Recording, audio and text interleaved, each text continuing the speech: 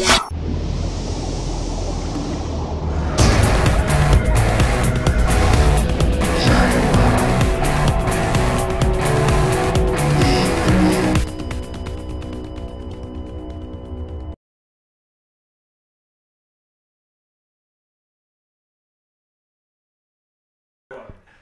and gentlemen, welcome to Giant Bomb's live stream, Day 0, E3 2011. I realize we're starting a little late tonight. Hope it was worth the wait. In fact, I'm certain it was worth the wait. Let me take you around the room here tonight, who we have at Der Bomb House. Star of stage and screen, Mr. Gary Whitta. You know him from the internet. You know him from the Book of Eli. And a new project with the Penny Arcade guys, Gary Whitta. Sir, how you doing? And, of course, the Tested podcast at your very own Whiskey Media. Yes, the test. I'm not aware of this. The something tested podcast. This is only a test. Yeah, that's the one. That's the one.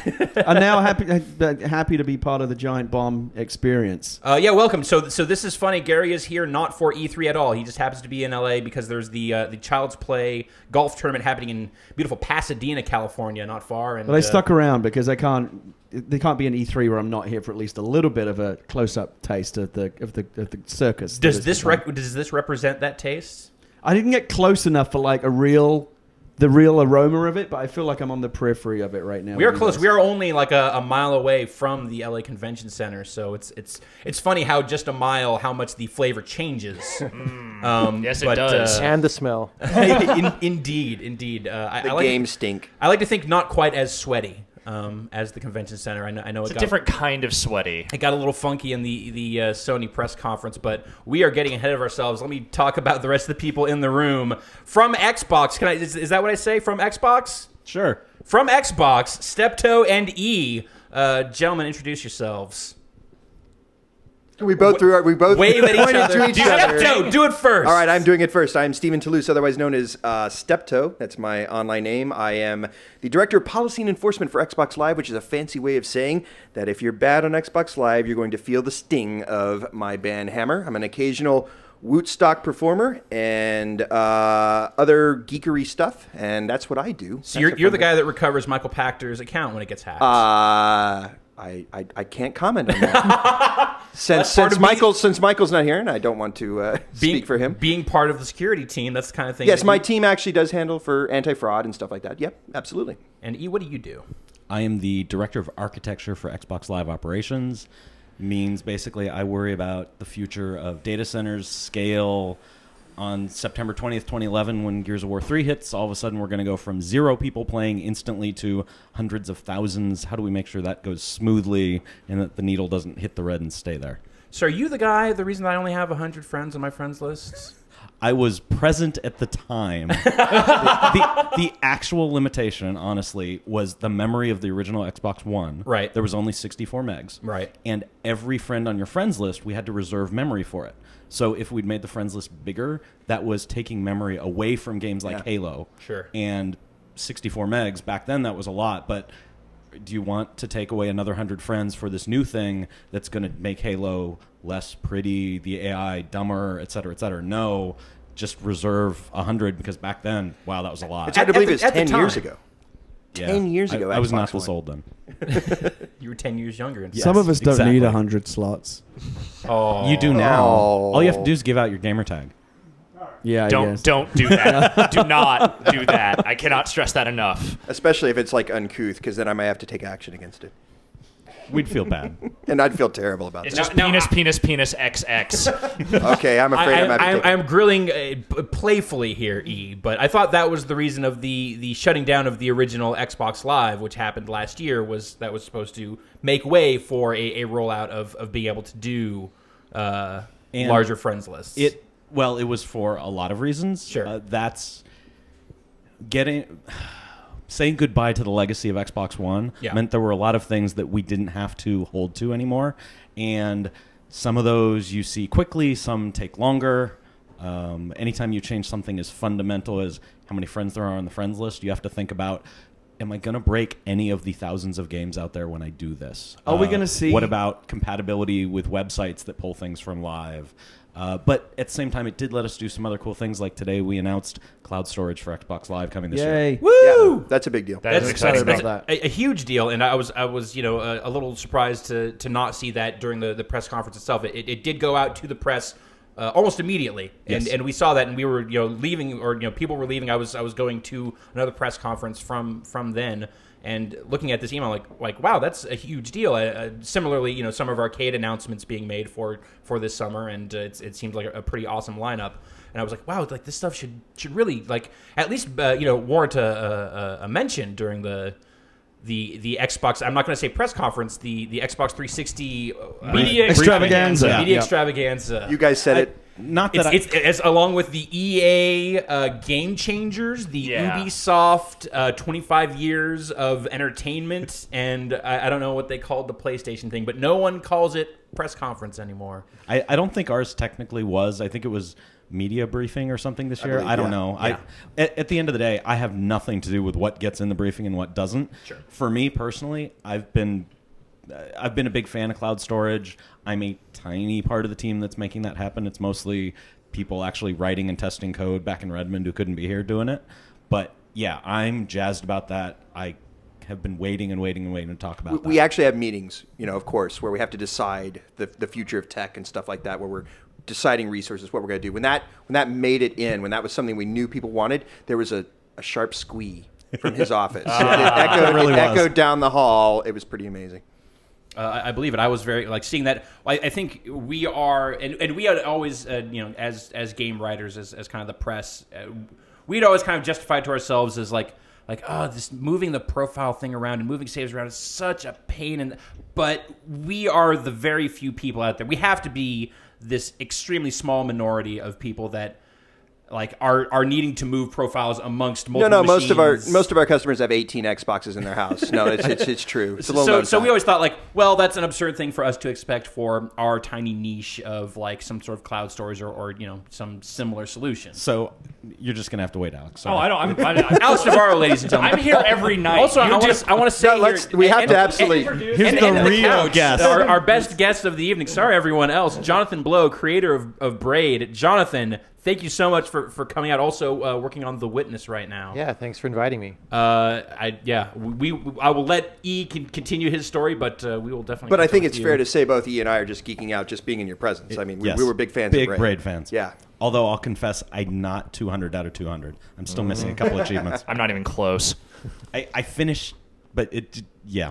So, I just read about what you needed to do to get the 200 out of 200, and I was like, that's too intense for me. and it's a game you do not want to complete it by reading game facts Right, or a exactly. video. You have to play it. Yeah. The process of thinking and solving the puzzles. Yeah. It's a graphical Infocom game.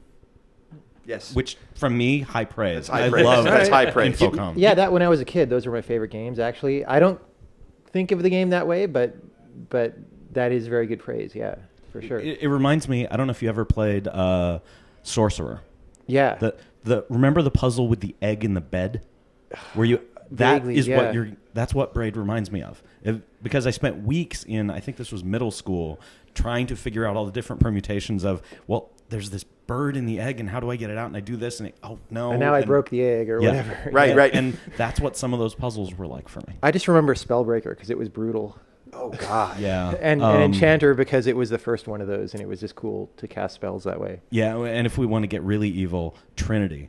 Trinity is my Trinity favorite messed Infocom me game. up. Actually. Really? Yes. Trinity is one of my favorites. Trinity is a beautiful brilliant. game. That was so hard. Yeah.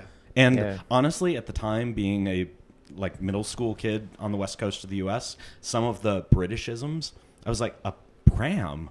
What is a pram? And you couldn't just Google it. No. No. When I worked at Harmonix, one of the head guys there, who's now retired, was one of the original Infocom testers. I was going to say, if he's an implementer, No, you have he to was- introduce me to him. Very first testers there, and he eventually became an executive there. But his office was all the Infocom game boxes, just carefully a laid out on shrine. all the shelves. A It was a total shrine. shrine to Infocom. It was absolutely glorious. Yeah. Now, there's actually an odd connection here because the game that I'm working on right now, The Witness, has a surprise contribution unannounced from the guy who wrote Trinity, Brian Moriarty. Really? Wow. Ooh. Wow, exclusive right there. There's something in the Big game. exclusive news from GiantBomb.com. Unannounced. Unannounced. Alex, go write that up. I'm going to write that up right now. And it would be a huge spoiler to say what it is, but I think it's cool. That's very cool. Yeah. Yeah, The absolutely. thing that I love about Braid, though, and it goes back to that tradition of Infocom games, puzzle-based games, and you see it in games like Portal as well, is it's very, very hard to create a puzzle that's just difficult enough, where it'll take you to the brink of wanting to put your foot through the fucking TV set and send the bill to Jonathan because it's his fault. But then when you solve it, you're like, oh, why didn't I see that all along? It's very, I don't know how you do that. but it's very there's no difficult pain, to do. there's no reward. I'm, You have I'm to actually suffer a little. lucky enough to live across the street from someone at Valve who worked on Portal, and I bill him directly for broken controllers in my house. Fair enough. Yeah. Is there some... Yeah, I can tell you exactly what the trick is, and I didn't know it before making. So before Braid, right? I had a bunch of games that I worked on and stuff, but then in the process of making that game, I feel like I learned a lot about video games that took me to a different level or way of thinking about them, right? And one of the things is the approach to making the puzzles, right? When I sat down to start designing the game, I figured, oh, it's going to be a puzzle game. And what is a puzzle game? You sit down and you make some things that are hard to figure out. You know, you maybe come up with an idea of what the puzzle is, like, hey, the player's going to have to jump and dig and jump or whatever, right? And then you make a map, and then you kind of obscure that or put some red herrings in the level. And what I found, though, was that I started feeling like that kind of approach to puzzle design is a little bit cheap and easy. Because if your puzzle is about the player has to figure out this exact sequence of moves to do or whatever, right? Then that's equivalent to like every puzzle game in some way, Connect right? the dots, you know. Yeah, or whatever, right? So, but it became clear pretty early on that Braid was about, the special part of Braid is about going into a new world and time behaves differently and you don't understand it at the beginning and you're coming to understand it, right? And the more that, so I would start making these puzzles that were like, let's communicate something cool about the way time behaves in this world, and that's going to be the puzzle, right? And then I'll put all this other stuff in the level, right? And then once I started doing that, I realized, well, actually, the beautiful part is that recognition of like, here's how that cool time behavior is. And all the other stuff in the level doesn't matter. And like putting red herrings in or trying to cover something up is a little bit cheap because anyone can do that, right? But the really skill comes from like anybody could like hide a little treasure on the ground and then throw tons of shit on it so you can't see it and then whatever. But the beauty comes when there's something right in front of your face the whole time and you just didn't see it and then now you see it, right?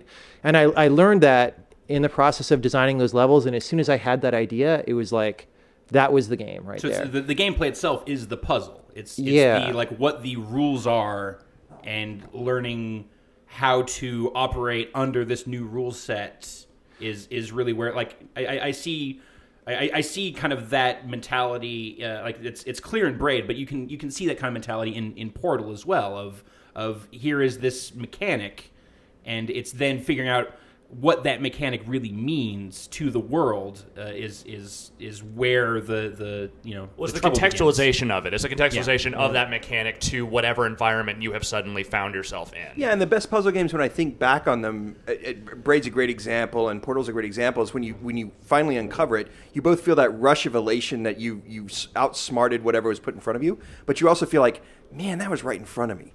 Yeah. You know, but that's not in a bad way. It's in a good way because Well, it's kind of like it sort of teaches you observation that way. Exactly. Like it teaches you to be way more aware of the things that are around you and not just look at everything as like random window dressing. It's like, well, how do I Right. get to the end? You know, that's not the way to play those games. yeah. Everybody in Portal starts the level by looking for the exit. Exactly.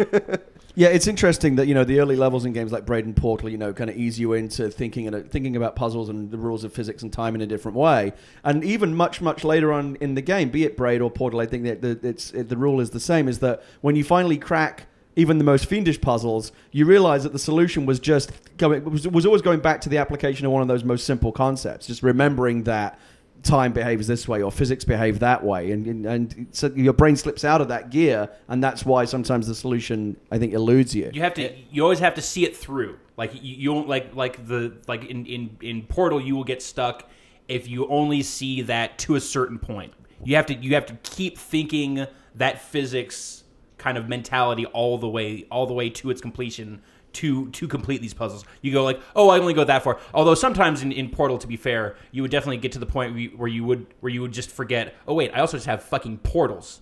I don't need to use light bridges and weights and balance. Like I can still just zap that wall and zap this wall and be there. Every single time I got stuck in Portal 2, it was because I was making it too complicated. Exactly. And I had to go to bed or walk away and come back later, and there was, bing, bing, boom, done. I like to think that the best puzzle, in a way, is sort of a well-told riddle. The answer to a well-told riddle is in the telling of the riddle. And when I look at a good puzzle game, it's all there. It's just what mechanic have you discovered to uncover the answer. That's the way I look at it. Right, it's 2 nickels. It just got mad poetic up in here, son. I feel like just the presence of Jonathan has elevated the level of discourse. So suddenly we're in high-end game design theory Quick, already. somebody make a fart joke. Yeah, quick. To be fair, we are drinking Budweiser in here. there is So that. I'll give you that. We have lowered. It is that classy. Not the king of beers. It says it right there on the can or the bottle. No. However, we are not far away from the king of beers. Stone in San Diego. Stone in San Diego. Yes. Stone Brewery in San Diego is our king of beers. Is that actually their tagline? No, Steptoe's but King of Beers. it No, is but the king hey, of if I beers. could, if I would happily lend my name to Fair that. enough. I'm surprised that you guys aren't pimping some Northwest microbrew. There are plenty of those I love too, but Stone Ruination is the best beer I've ever had. All right. It is I've phenomenal. become a huge fan of their new sublimely self-righteous ale. Much like That you. is the name of it. I like to think I'm sublimely self-righteous.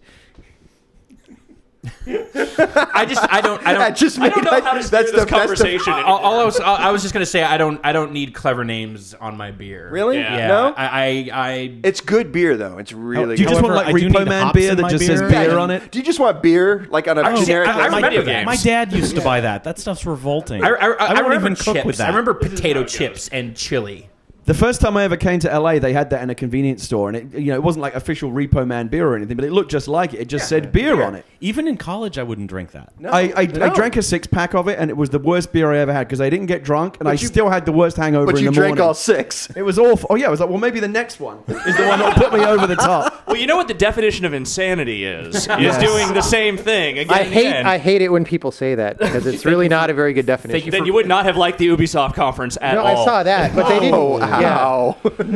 I actually thought that to bring it back to games. Bring it back to E3, yes. Repo Man has been very games. influential. Do you know how many games have had like plate of shrimp posters in them? No. And stuff like that. A lot. Really? Really? That's one of my I'm favorite not remembering quotes. any right now, but like Interstate Shrimp, 76 or has a some. plate of shrimp, or it's like Yeah, the or like cosmic jumbo shrimp. unconsciousness. Yeah. Yeah. That's a great quote. No, I haven't. Now I have to go replay every game I've ever Here's played. the and look. unfortunate part is that most of the audience is probably Googling it right now. Yeah. Well, they should be looking at it on giantbomb.com. We have an entire goddamn wiki No, for this stuff. Like there needs to be Excellent. a page. They're not dedicated. Googling it. They're complaining about the fact they don't know what it is, and then someone will eventually chime in. It's like, why haven't you Googled it? That's just what happens you go. anytime. Let me bing that for you.com. Yeah. Xbox, Bing, plate of shrimp.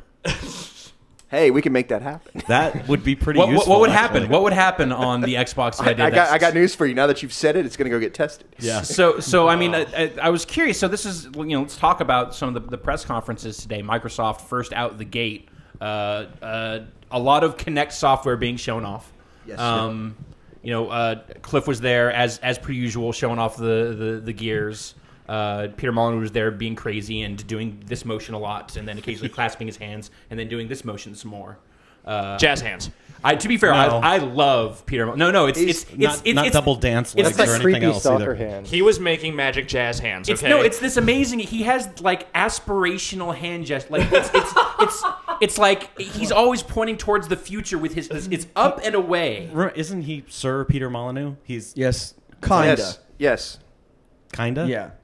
Break this down for us, Was Gary. he actually knighted? I don't recall. I think he was. Yeah, Knight of the British Order. I think he's at least an OBE or something like that. I don't know if, but he's tremendously Can we terribly get Peter important. to call in? So, and literally, explain it to us? so wait a minute. We've gone from the height of philosophical puzzle discussion now to royalty. It's just like lunch. It's high class swanky time. This is like every day at Yeah. Xbox. You know, Welcome to Xbox. I've known Peter since before he was Peter, like when he was just working on. I remember going to What his. did they call him back then? Well, it was certainly wasn't Sir Peter. I can assure you with that.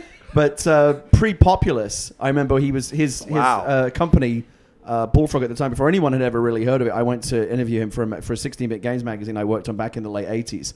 And his little office was above a hi-fi store on Guildford High Street. And it was very, very humble. They had released one game called Fusion for Electronic Arts, and I'd gone up to talk to them about it, and he had all this Lego laid out on the floor, and the Lego pieces, and I said, "What's all the Lego? Do you have kids here or something?" He goes, "No, I'm working on this game where you're going to have godlike powers and be able to raise and level the land, and I think it's going to be a big deal." That came from? And I remember thinking, "Good luck with that." That was Now, wait a minute. Populous was such a phenomenal game. Oh, it was incredible. I remember I had in my apartment this giant piece of cardboard up on the wall with 1 to 500 written on it, because after you finished each level, you got a code that would let you jump back to it. Yep. Oh, right. And my girlfriend and I at the time, we were both playing, so we each had different color ink, and we were trying to fill in as much of it as possible. That game was...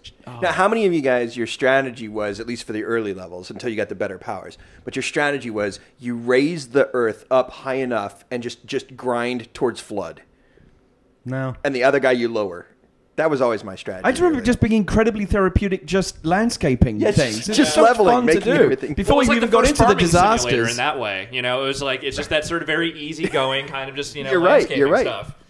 But Peter, ever since then, I've always believed that Peter is one of the great communicators of the game industry. Like, he's always been able to have journalists eating out of his hands when he's demoing games. You have to listen to him. Yeah, I think he's got to a point in the last couple of years where he's kind of overpromised a little bit, and that's come back to bite him. Yeah. But I love the fact that he always the ambition is always so high that, even if he only delivers half on what he promises, it's still going to be so He amazing. sells his bullshit phenomenally.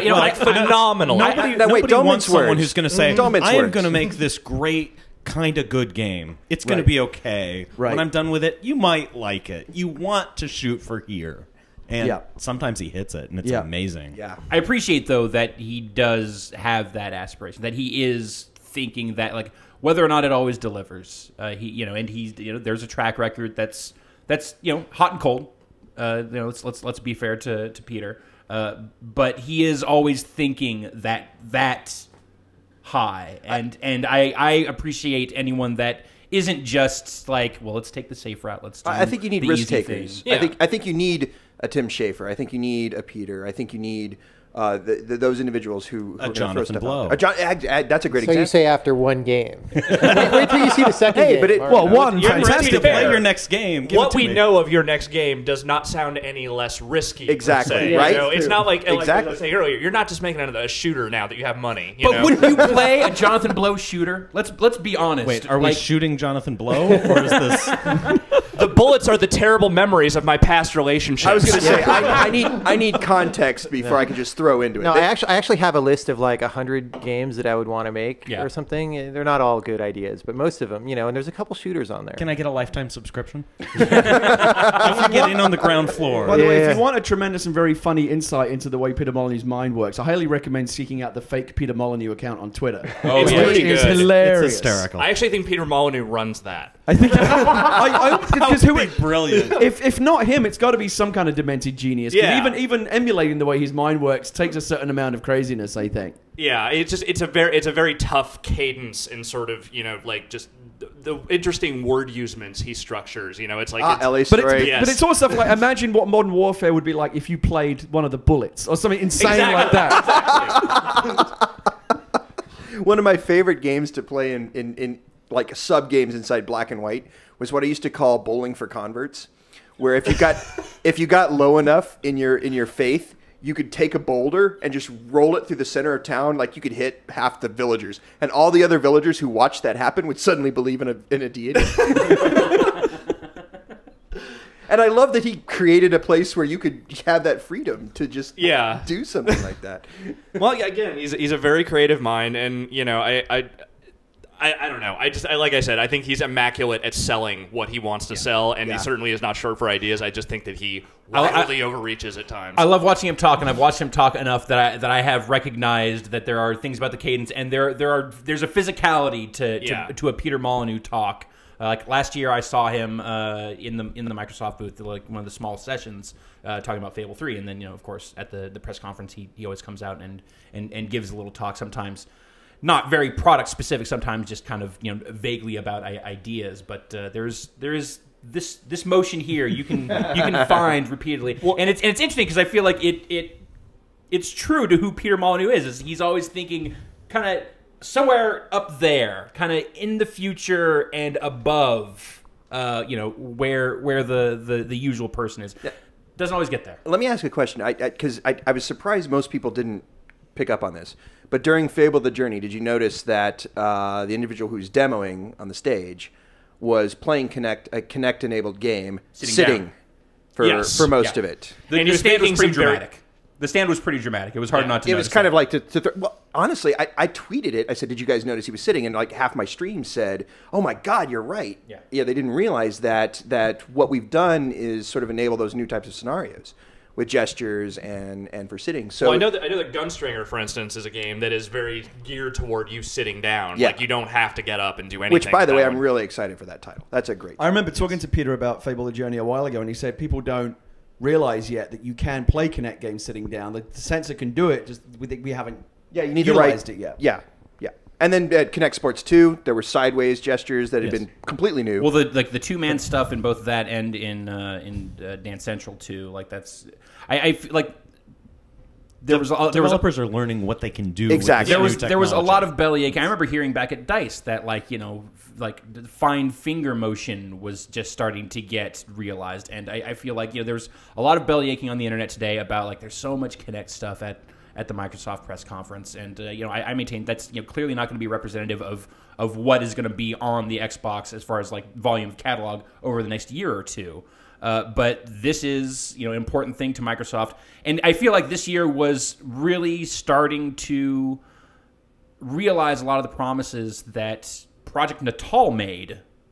Going back 3 years, there was even the kind of the chuckle about scanning the skateboard in the middle of the press conference. And there's now awareness. we're doing that. There's clearly awareness within Microsoft. Yes, we said some lofty shit when we first brought this out, when we first kind of presented this idea to you, and the Kinect sold well, and there was a lot of stuff in there that you really hadn't seen before, but there was still a long way to go. And I felt like there was a certain amount of still not there. It's still a lot of room to grow, but it seemed like the Microsoft press conference was really largely focused on starting to really realize a lot of the promises that have been made for this device. If you use Kinect where it makes sense, and it's not, hey, I'm going to use Kinect because I can, it's brilliant. The number of people I've heard complain in Mass Effect about the menu system and going in there, it's too complicated, and that doesn't sound good. The refrigerator does not like what I'm saying. Just barked at it. The refrigerator loved the menus in Mass Effect 2, goddammit. Clearly. But at least someone... hold on, let me challenge you on that. What is so difficult about using the thumbsticks to negotiate that dialogue wheel? That's not combat. Difficult. And not just the dialogue wheel, but the inventory system, and a lot of people didn't like that, or it got in the way with their enjoyment of the game. Okay. What I thought was brilliant about the Mass Effect 3 Kinect demo was using voice control to tell your teammates what to do. That, to me, I saw that, and I was like, oh, that's perfect. That's what I want. On the one hand, that does sound very futuristic and cool. On the other hand, I am slightly cynical in that I don't particularly want to shout at my TV. I kind of feel a bit like a crazy person when I'm doing it. It's a little bit. I'm I've been using the Netflix, Xbox pause. Sure. And 1 minute I feel like I'm in Minority Report. The next time I feel very self-conscious about it. So I don't know. Maybe it's just I don't think the next generation of kids are going to have any problem with that. So that's going to be the language that they're growing up with. I think it's a lot like when we introduced Xbox Live. Nobody wants to talk when they play these games. People want keyboards. They want to type. They don't want to communicate. And now it's very natural to sit on your couch and talk for hours while you're playing a game. And also, games utilize that real-time communication, whereas before you would have to chat. Remember when we used to play Age of Empires, you would have to chat to somebody to tell them, oh my God, I need gold. Yes. Now you just ask for it. And it's natural and it's normal. Yeah. And I used to be a competitive Age of Empires player. And my teammate and I suddenly took a leap up the ladders because we discovered this new software called Battlefield Communicator. Oh, yeah. It was the first DirectX voice chat software. And whereas everyone we was playing against, they would have to stop issuing commands to type to their teammate, we were talking the entire time we were playing and planning strategy. And, hey, I'm going to go bronze in about 10 seconds. Get ready. And it made such an enormous difference. And I think voice chat was like that. I think this has the potential to be like that if it's used well. I like the idea of it being optional. Hey, if you want to play it this way, you can. If you don't want to play it this way, fine, you don't have to. I'm with you, though. My dream version of Mass Effect voice control, though, is like a little bit more nuanced, where I can kind of go down different renegade paths. Like if one of the options is like get out of my way, that's one option. If I say get the fuck out of my way, that's the renegade version of that. When I'm playing Mass Effect 3, I'm just going to be shouting "Renegade" at my TV constantly. Always. What's the worst thing I can do right now? But so I think the Mass Effect example is sort of the perfect disconnect, at least as far as I think what a lot of people were receiving. I about see. I like the the way you did conference. a disconnect. Yeah, I see that. Like when that controller Very, very disconnected at the clever. beginning of the conference. Hey, clearly it was not staged. No, clearly it was a real demo. So we do real demos. But I think the thing a lot of people were complaining about, and I think this is as much a perception issue as anything else, is just that I'd say 80%, 75% to 80% of the conference, the word Kinect was used when it came to whatever product was being shown. And that's fair. But the thing of it is that, in a lot of those examples, it seems like that stuff is optional. Some games, not so much. True. Kinect Star Wars, the specific Kinect games, obviously, that's full time. Think of it this way: they're as we describe it, they're the games that are better with Kinect. They're the games that are Kinect exclusive. But it's fair to say, I think a lot of people reacted very strongly to the Kinect focus. Well, it's an inundation. It's like they're being inundated with that one thing. And if that's not the thing you're into, like if you just want to hear about Gears of War and Halo and like the usual traditional games, like that's alienating. And we hear that, and we totally get that. It's not like, I think E said it earlier, as best as it could be said. No one is going to remotely turn off your controllers. Right. We are not taking those away from you. Yeah, it's not about taking the controller out of everyone's hand right away. Right. It's about figuring out what works, what Exactly. you can do with this technology. And we've seen it with the Wii as well, as motion gaming brought a bunch of new people to the party, is that especially like the hardcore, like the real dude bro gamers, I think to them when they see gaming becoming more inclusive and Kinect opening games and Wii Motion and things like that opening the world up to more and more people to come in, they kind of see it as like, oh shit, a bunch of uncool people just showed up at my party and this is my exclusive little club. I don't want these uncool dudes hanging around. Exactly. It used to be if you played games, you could call yourself a gamer and you were part of a special cool club. Because you can figure out the complexity of a controller. Yeah, right. Everyone plays myself a games gamer. now, whether it's on Facebook or they've got an Xbox or a Wii or whatever. Everybody's doing it, and it's not special anymore. And that means if you're making games and you have a platform like Xbox, you're making games for the hardcore, and you're making games for people who are not hardcore, and you're making shooters and RPGs, and it's just like genres. You have to make games for everybody. There's sort of space for everybody here. I mean, there's definitely going to be the Halo 4 experience, the Gears of War 3 experience. Some of the experiences that we talked about today will be enhanced by Kinect or not, depending on the circumstances. But no one's crowding anyone out. And I think that's the feeling some people might misconstrue with that focus, is to say, well, now these people are at my party, right, that I didn't invite. But it's actually a party that's a community. It's not a party, so to speak. I mean, you can still have exactly the experience that you have today and not have a Kinect. But the Modern Warfare and the Gears of War guy, I mean, it's just a big online kegger for them, Yeah. right? Yes. But that gets represented in the press conference as well. Like all the games you just mentioned, Modern Warfare, Halo, Gears of War, those all get They're covered. there as well. Check, they're check, there. Other than heavy Kinect stuff, like what was not there at the Microsoft thing was, and something that you kind of hope for to a certain extent is some new IP. What you saw at Microsoft was, and even with the Kinect stuff, it was stuff that it was known quantities. It was we're a sequel-driven business. Can't complain about that too much, and everyone always gets excited about sequels. So like, I'm not going to be that asshole. But at the same time, you see Star Wars Kinect, you see Disneyland Kinect, you see brand names, you see Kinect Sports sequels, you see things that you already know, and Which, by the way, is a franchise that's less than a year old. I'm just going to throw that out there. no, absolutely. And, I mean, you're and it already has a follow-up. yes, Yeah, it already has a sequel. Yeah, because I think at the end of the day, that's something that when you say sequel, really you're adding new sports and you're adding new capability, right? But what you want is like the Crytek thing. Huh? what I love to see is a true surprise. Well, they had already announced that a while ago. Well, fair enough, but I'm just saying you're when we go into the lack of stuff. You want to be like when you go to these press conferences, and I think kind of everyone fell short on this year. To me, the biggest, we haven't gotten Nintendo yet. We don't know. We don't know. I will grant you that Nintendo is the only one that we haven't seen yet. I think we're all looking for crack it on tomorrow, yeah. and I think there's a lot of anticipation. That's the one we're most excited about because it's the biggest unknown. There's all these crazy rumors. Exactly. No one quite know. Like, all these rumors kind of make it sound like they built the gaming equivalent of the Homer car, but no one quite knows. No one quite knows what it is. I'm ruined. Yeah. The video game system for the average man.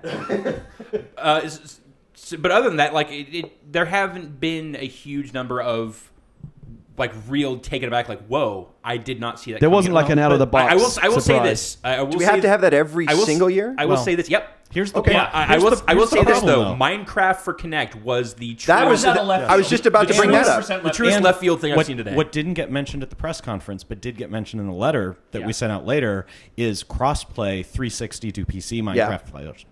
Oh, So, that's cool. Yeah. That's crazy. And the other thing that wasn't made a big deal of it, but actually got some of the most goodwill that I saw on Twitter, was cloud profiles and saves Yes. for 360 is going to be a big deal, I think. Yeah, and for all the people who are hardcore gamers and thought we spent too much time saying Kinect, cloud storage, cloud storage, cloud storage. Yeah. Trust me, I've wanted it too. I think it's just it's just the balance thing. It's like Yeah, people fair saw a lot of kids laboredly getting excited about Kinect Disneyland, and they didn't, get as much. I feel like because the Kinect thing, it was a quick mention. It was like there, and they kind of moved on. And I was just like, wait, what the fuck just happened? What? Because that's kind of awesome, but you heard nothing about like what that even really But meant. it's weird though that we can't get into that mindset that simply the tent is getting bigger. Yeah. Like, why do we have to feel like our action's getting horned in on? Right. Like, the gears, the Halo, the Modern Warfare, they're all still there. Totally right. And it has been niche, and I think people feel a certain amount of like, well, I am part of the reason that this is big. Right. Well, I have some ownership over this hobby. and some of this that's industry. misplaced, And to it's be cool. fair. Yeah, no, absolutely. It's cool because I'm inside the circle and all you people are not. Well, if the- you come inside the circle, the I'm not comment- cool enough. There's I think actually something else that bothers me. I'm going to drop in here, and I'm going to take this conversation in possibly a direction. Are you taking was this to not the next expected. level? Uh-oh. Yes. He's going to elevate it. So here's the thing, right? We here. all He's going. There it is. Yes. We got up here.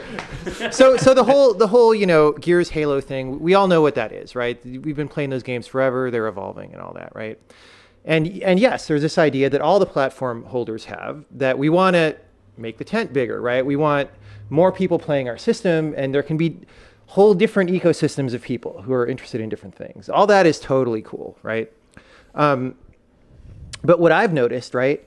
So actually, do you want to whip out that line you were talking about pre-show about having kids? Yeah, so I made a comment before the show that the what we used to think of as the hardcore gamer, the person that back in 2001 we designed the Xbox One for, that we designed Halo for, the person that is the sort of the stereotypical hardcore single, gonna play games a lot. That person today, 10 years later, has children. Yeah. Well, it depends on how much Halo they were really playing. Fair enough. Fair enough. But in general, that group has Some of them must. has matured. I'm sure and they has, found the time. and has children. Well, so here's the there thing, right? have To your been point. some network So, outages, right? Yeah. Well, wait, what? I didn't hear that. not going there. So my point, I don't have kids, right? But I'm going on 40. I'm going to be 40 this year, right?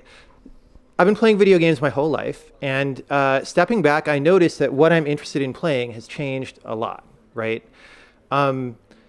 And I see myself moving into a demographic, right, that is not really represented either by, the Halo dude bro, we're having a kegger Right. online, or the very patronizing, condescending, we're a happy Disney family, right?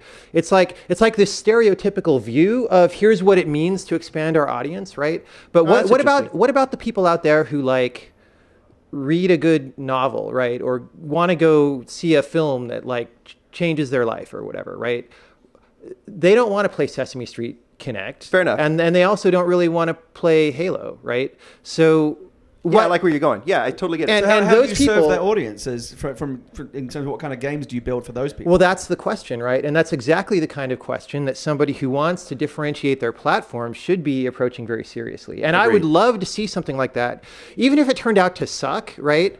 Like least you took somebody the who went in chance. there and like, here's our family drama game, it would have stolen the show because it's like, what the hell is that? And it's different from what anyone else is doing, right? So are you, are you a Kinect cynic? Not exactly. I like the idea quite a lot. And I actually, I pitched a Kinect game to Microsoft and got it greenlit, but decided not to do it for various reasons. I really like the idea. I feel like the tech is still a little rough, but I think it bodes really well for, I'm assuming it's not going to get dropped and the next console generation is going to have an even more awesome version of it, right? And once you get They're not really, going to really tell you. fine. No, you know what? I will say at Microsoft least does not comment on rumors. No, but I mean, But- I mean, given that it's successful, you would expect. I That's will all say I'm this saying. right now that yes, Yeah. we are committed to Kinect. Yeah, Yeah. absolutely And committed. that's and- actually kind of why I was surprised that so many people seemed bent out of shape about the level of Kinect focus. Like when you sell that many units, of course you're going to double down on it, and there's going to be a lot of Kinect. Well, it'd be stuff like that Yeah. if makes tomorrow sense, at Nintendo's conference they just didn't talk about the 3DS. Like that would be insane, right? Like because that's their one of their big new hardware pushes. Like if they just said, "Yeah, I got some games. I don't know. Let's talk about something else." Like that's not going to happen. It's interesting to us because we looked at today as making good on the commitment we made a year ago. We didn't look at this as reaffirming anything. We looked at this Well, in as some cases, 2 years ago, like when you fair first enough. debuted the tech. Yeah. Fair enough. That's a fair point, and that's how we looked at it. But to your point, I think that's a great piece of feedback is to say there's a space there for that There's story. a very large They space have a containing huge most space. people in the world. in I would fact. not we have don't played- know what's in there. Well, is I the would not have problem. played Yeah. Braid well, 10 years ago. The example I gave earlier. So this was joking, but I was kind Well, of yeah, serious about yeah, it. yeah. The Kinect game that I would love to play, I want to play Zork Kinect. I want to sit on my couch and say, "Go north," and watch, and go, "Okay, open the mailbox, get mail." That to me, that would be a blast, and it would be those were a quality completely games different way to play it than at the with core. a Yeah. keyboard sitting at my computer. And someone could totally go do that right now. And there's a million ideas like that just somebody has to go pick them up. Well, I think that one thing that certainly, indie games and Xbox Live and everything like that, our marketplace and whatnot, has given people the opportunity to do is come up with some batshit ideas. Like just, Indie games is a great example. Braid, straight up, that game is batshit. Like, you don't think of that game when you immediately think, what does a puzzle platformer look Right, like? right. And it's, a lot of really nutty stuff has come out of there. And I think that the evolution of that is going from the kind of simple downloadable games that are kind of in that slightly headier but in a more artistic space, and maybe expanding that outward to something a little bit more broad. But let's be honest. Like, you say that this is kind of a space that isn't being served. I look at something like Portal or I look at LA Noire. Like that's not a game that really would have existed 10, 15 years ago. But those are still blockbusters. Those still cater to that mainstream audience. If you're saying that this 1950s detective story, or 1940s, this post-war detective story, it's archetypal. But it's very non-traditional as far as what what Well, in it's terms of Jonathan has an opinion. gameplay, it's very traditional. It has non-traditional stuff in it, right? But keep in mind that this is a game where you respond to a call and you end up in a cover-based shooter where you kill like 50 guys before the end of the mission. Occasionally, but most of the time, you sit down and you talk to someone. Yeah, And then I mean that's the part of the game that I find interesting, Yeah, right? I But they agree. didn't. You could imagine the version of LA Noire where they went all in on that. Yeah. And they were like, screw the driving around the city, screw the shooting guys in the face. I skipped all the driving. I never did any of the side Yeah. missions because I was most interested in the cop procedural. Like it drives me nuts that there are so many like. Anytime there's a James Bond game, anytime there's a spy game, you never do any fucking spying. You go sit in cover and you shoot dudes. Take the LA Noire engine and drop a really good Law and Order plot into it, and let me play through that. That's the engine for that. Did you that ever would play work those brilliantly. PC Law and Order games? No, but this is the Do them point. well. I though. did. This is the point. Yeah. Right? I don't want to play those. I think on the control issue, I think it's really interesting because we clearly live in an age right now of new control paradigms. Like, we obviously with motion controls changed the game in a very big way. The iPhone and touch controls has changed the game in a very big way in terms of new ways that we can interact with games and new game ideas that come out of that concept.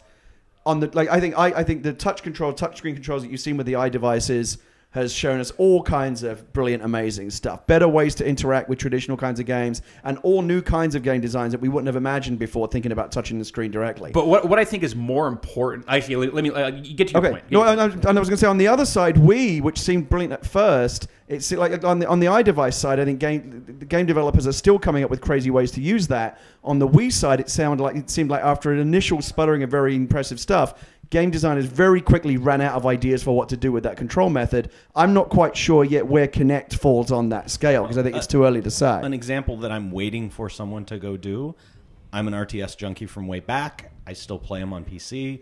I want a Kinect-enabled RTS. I want to be able to... It would solve so many Well, problems. you can draw boxes around units and stuff? Yeah, select units here. All these go over here. You know? I mean, just do that. Right. And it would select a whole bunch of units. I don't know, but it still seems like it remains to be seen whether the current generation sensor is really sophisticated enough to do all the things that we imagine that we want to do. It's much more sophisticated than has currently being exploited. I said when we released Kinect that I felt it was a transformative technology, and a lot of people groan when they hear, I'm sure everyone's groaning right now when I say that. What I mean is there are many years before that will come into evidence as number one, we improve the capabilities, which we demonstrate today. But number two, as people find all those, to your point, crazy batshit ways of doing stuff. The first generation of iPhone games were interesting, but kind of, well, that's interesting. And then after a year or two or three, now you've got crazy stuff that's really exciting. And in that sense, the complete opposite is like as people got to grips with touch gaming. It's not appropriate for everything. People don't really want virtual thumbsticks and things like that. But things like Angry Birds and obviously that works perfectly in a touch paradigm. It seems like as people are getting to grips with that, the ideas are just flowing more and more abundantly. Whereas with Wii, it was the opposite. The ideas seem to run dry very quickly. Like, there's only so many ways I can waggle a thing around. Well, and I think the reason of that, and I don't believe that it's the interface that makes iOS stuff innovative. I think it's the marketplace. I think it's the accessibility to the developer. I think it's the low level of entry to both ends, to the developer and to the consumer. You don't need a big team to make a iPhone game, and you don't need more than 99 cents to buy an iPhone game. Look at what Kudo demonstrated today with the Fun Labs. That's like sort of just the beginning of, and what we've done with opening up the SDK for the PC. Yeah. I mean, I've seen people do things with Kinect that when I say it's a transformative technology, that's not a marketing term. I say it because of this. There are times when we're at work and we see something on the web that someone has done with Kinect, and our jaws hit the floor because that's we couldn't a good imagine. point. Actually, the homebrew stuff, I think, yeah, is where all the really amazing stuff is happening. Yeah. My favorite example is, I don't remember where this was done, but the hospital. Yes. Where yes. surgeons are using it to look at X-rays and MRIs. So instead of having to leave the room and check it all out and then scrub up for 20 minutes and go back in, they step back from the patient. Yeah, use Kinect and then bam. Continue with the procedure. Going back to Gary's point, though, what really fascinates me about the iOS kind of stuff is that, yeah, it has evolved very quickly, right? And not just in ways that you would expect. So to play, I kind of ignored Infinity Blade for a little bit because I figured like, okay, this is going to be the obvious thing, right? And then I go download it on my iPad and I play it, and it's not just cool use of touch, which it is, but they actually they actually had what I thought was some really brilliant reimagining of the RPG item mechanic. Like they had this really brilliant way of making you want to stick with items for a while and then trade them up instead of this so it's a sort of game design thing that I don't think I would have seen on the 360, right? And so it's not just that the barrier of entry is low for, totally random garage developers and stuff, but even someone in my position where it's like I've got a successful game. There's more room to experiment. But to experiment on the actual game as opposed to coding to the platform. Like the 360 is a cool platform because there's a big audience, right? And I always think about that when I'm thinking about where to target my next game. But I'm looking at, for example, the hoops that I have to jump through for certification, right? Half of which are stupid bullshit that it's just like work around bugs that Microsoft didn't want to fix. Don't mince words. Say what you really think. Yeah. No, I mean, and if you've got feedback, give it to it. And no, whereas, but Apple on the other hand, right? I mean, they have sort of a submission process that people complain about sometimes, but or having the app disappear. Yeah, but you can get your app up there in 2 weeks instead of like 6 months of one person's time, right? And I would, if I were Microsoft, right, I would be thinking about that. Like what, given that the future has so much digital distribution in it, right? And given that we've done a good enough job so far, like Microsoft has the best of the consoles, right? Has the best online stuff store. There's these people coming up the rear really fast. Yeah. Steam and iOS, like that's fair. Like I'm thinking for my next game, maybe it's Steam and iOS as the lead platforms. Like I don't know because it's a year in the future and you can't really predict out even that far ahead, which tells you what interesting times we're in. Well, that's right? the feedback we need to hear, right? I mean, that's what we got to make that better. Even stuff like you guys know what a giant pain in the ass it is to patch a game on XBLA or anywhere like that. Like I submitted a patch for Braid and it was rejected. And it just would have taken a lot more work to like get it to, and you have to do all this extra file stuff and whatever. Like on Steam, you just like give them the new game and it magic auto patch. It's beautiful, right? iOS, same thing. So it's like, I start to worry about backends, like Microsoft's announcing all this, focusing on all this front end Kinect stuff, which is cool, but like there's back-end stuff that has to get better. We work on that too. We just don't talk about it at E3. Yeah, I mean, that's the boring stuff. Everything you're saying is important stuff. No, but the audience apparently cared about the cloud stuff, which is sort of a back-end. I mean, it reaches... That's a much more tangible thing. Still. Yeah. But no. If XBLA had patching that was as easy as Steam patching, right, which is still not... Steam still, you have to do some stuff, right? It's not the easiest thing in the world, but... then that enables whole different types of games. Like now you can have a game that updates every week or something, right? But in an E3 briefing, I think it's a very soundbite driven business. So there I don't are think places that's to talk about that, but I think we talk about that. Yeah, now with Game easier Fest patching. or GDC. Yeah, I don't think that's a thing you announce here. here. I think that's like a GDC or DICE thing. But that's not to diminish the feedback, right? I mean, you're making a clear point. Yes. But so here's my question to you: is that's something that's been complained about on and off for a while. Like, indie games people have complained about things like communication at times. It's like the constant complaint that I see about stuff like XBLA, patching, indie games, whatnot, is red tape. We have this sort of bureaucracy that's just sort of like from the older days when we established this stuff that's never really been fixed. And, I mean, you can agree or disagree. That's just what I keep reading. Sure. And the perception I get is that the reason a company like Microsoft doesn't go back and fix a lot of that stuff is because it's the shark mentality. We're always moving forward. We're always doing all these technology things. We don't have time to stand still for a little bit and completely rebuild this kind of like little infrastructure thing that we have for these problems. It's a much more complicated problem than that. Yeah. And it's partially because of the massive volume of things moving through Marketplace. Okay. There is so much content going through there every single day, 24/7, 365, a lot of it purely automated, that there's a couple simultaneous problems you have to deal with. Number one, keep it running. Right. Number two, okay, next year we're going to have sold 15 million more consoles and have 15 million more users, so the amount of transactions going through is going to be much higher, so will it scale to that level? And only once I've taken care of those two things can I start, I want to completely rewrite this subsystem and replace it with a new one. Right. We are constantly doing that. Right. But at no point can you ever say, I'm going to take a year and do nothing but gut this and put a new engine in. Exactly. Because it'll fall down while you're off doing it. In short, the criticisms are certainly fair, right? There are reasons behind why they exist, and we are definitely looking at, well, how can we address that stuff? Well, that's the thing, is that like there is no PR initiative to ever combat something like that because it's so insidery and so core. I think it's more essential that we talk to people like Jonathan and actually collect the feedback and then say, how could it be better? And I know that process can be slow as well, because I know nothing you're saying tonight is new. I'm sure it's not, right? Right? And so I think from that perspective, it's just a matter of ongoing while we're trying to give everybody out the games, because if we stopped and said, okay, we're going to take the next 3 months and just work on this, everybody's going to go, where are my arcade games? To the point that came up earlier that we then wandered off from a little bit, as large as the Xbox team is, we have the same problem as every other software development team on the planet, which is we have this many man hours to work with, and we have certain things that have to happen by certain dates. So there goes all those man hours. Now we need to keep time around for, keeping the wheels turning and greased and all that kind of stuff. Okay, there. And now I only have this much room to work with this year, and I want to do this many things. Right. So which of the things I really love and am passionate about are we not going to do, even though I really badly want to do them? But to go back to Kinect, I think the point that some of the most interesting stuff we've seen on Kinect has been the crazy out-of-the-box homebrew stuff. And combined with what Jonathan was saying about a part of the reason why the iOS touch control stuff took off is because it is relatively easy and inexpensive to experiment and relatively low risk to put something crazy out there and see if it works.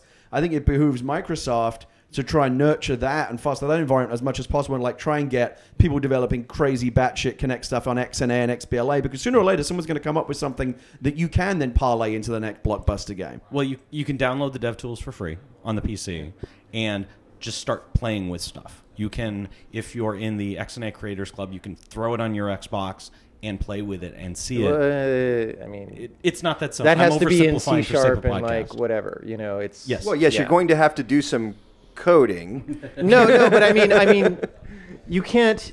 Yeah, never mind. I'm not even going to start. No. I hear what Yeah. and you're being totally fair about it. Yeah.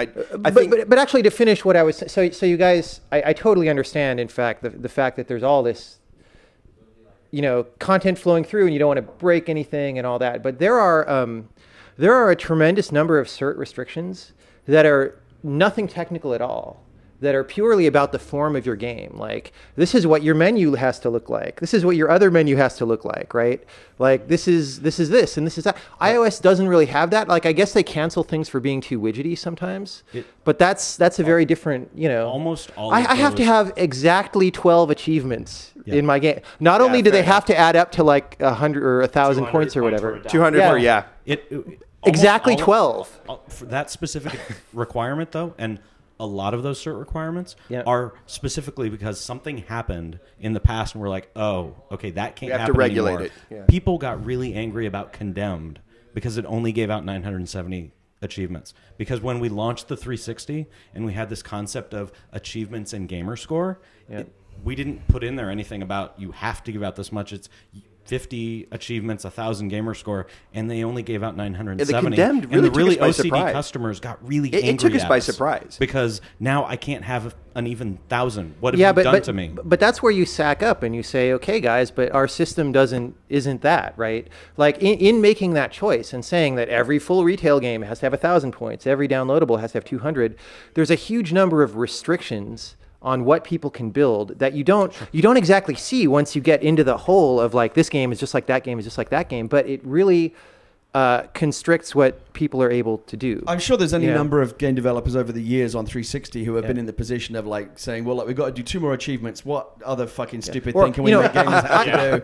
do? I want to make a I've been game in that those doesn't meetings. have achievements, right? In fact, I want to make a game that doesn't have any words in it, right? That does a beautiful job of like having menus that are visually represented, you know, iconographic kind of communication, or just other kinds of visual communication. No words at all. Maybe if error messages pop up, that's Right. sort of, you know, Yeah. I'm not allowed to do that, right? And I can do wish that. you I could can do 'cause that I on the wanna play that. PS3 probably. I would like to play that. Well, Yeah. I can certainly do it on iOS, but I can't do it on the 360. In a similar example, you know, we Giant Bomb has had a close relationship with the Supergiant Games guys. They're working on Bastion. They were going through CERT, and we actually showed this in the last. Oh, they must engage of the player. The video diaries that they've been doing is that they got a check back from CERT about have to engage the players within X amount of time, and they have an opening sequence in that game that is. It is a monologue. It is kind of this opening narration, and they were like, "This is a fundamental thing in our game. We can't what do we do?" And they were actually able to go back to Microsoft and say, "We can't change this." Yeah. And they were like, "Okay," and that was allowed to go. And I'm familiar with that actual TCR, and so TCR technical certification requirement for people. We are listening. way inside the baseball game. Deep inside the rabbit This hole. is super inside. I was just going to say, We need to make sure the I audience. actually have. I got a, make sure a the audience viewer wants to hear question. this. It's a good story though. The Okay. reason Oh wait, for that one- Jonathan has a viewer question. I have a viewer question. Okay. The viewer happens to be a game industry insider, but Are you monitoring It's the an chat? interesting Well, question that's not a viewer. that bears that Did bears you- very did you heavily on what we're shatter talking about. the screen on your No, that phone was now? broken already. Okay, It's thank super, God. Good. super glued iPhone. It's awesome because I thought they might announce the iPhone 5 today or whatever. Yeah, and that's it why you didn't. went. Okay, so wait. So Okay, he was well, going to So finish. that biggest point, particular and then we'll take TCR. questions. So I'm Yeah. glad we made the exception for Bastion. It was the right thing to do. The reason for that particular one is when you put a game in and you don't get a menu within a certain amount of time, it was driving returns to stores and phone calls to support of this game doesn't work, my console's broken, people would bring back multiple It's copies stuck of on the a same movie. game. Yeah. I mean, I get, Jonathan, I get what you're saying here, but I also feel like at a certain point, the certification process for Xbox games, it is the barrier to entry. If you want to play on these big platforms, it's kind of the the and price it's not you the have only to pay. game in town. You can go do your avant-garde game on Steam or iOS. That's as you exactly say. my point. Or Is that Fiesta. the But I don't want platforms you are to have competing. to. I want you to be able to do that on Yeah, that platform. It's just a balance that we have to adjust over time. There's no right answer. And Are just you to, saying just to that be there's clear some- about that they're that, somehow hampering like really out of the box game development by having the boundaries that they have? oh, absolutely. Yeah, I mean, I can't make exactly the games that I want on the 360. I have to compromise what I'm doing, like out of the box, right? Before I can do anything. But Let me ask one really quick question. Yeah. Do you feel like any of those restrictions at all have ever actually helped the experience of the game? Like having to work within those certain kinds of restrictions? Is there anything that, do you think Braid was improved at all by having to kind of work within? It's rarely something the developer would necessarily always know, to well, be fair. Well, I don't want to say that all TCRs are bad, right? Because some of them are really actually game quality, like the game should load fast. Like that's a pretty good TCR. The game should not crash. You have to be able to finish the game. Yeah. We had a game in Xbox One.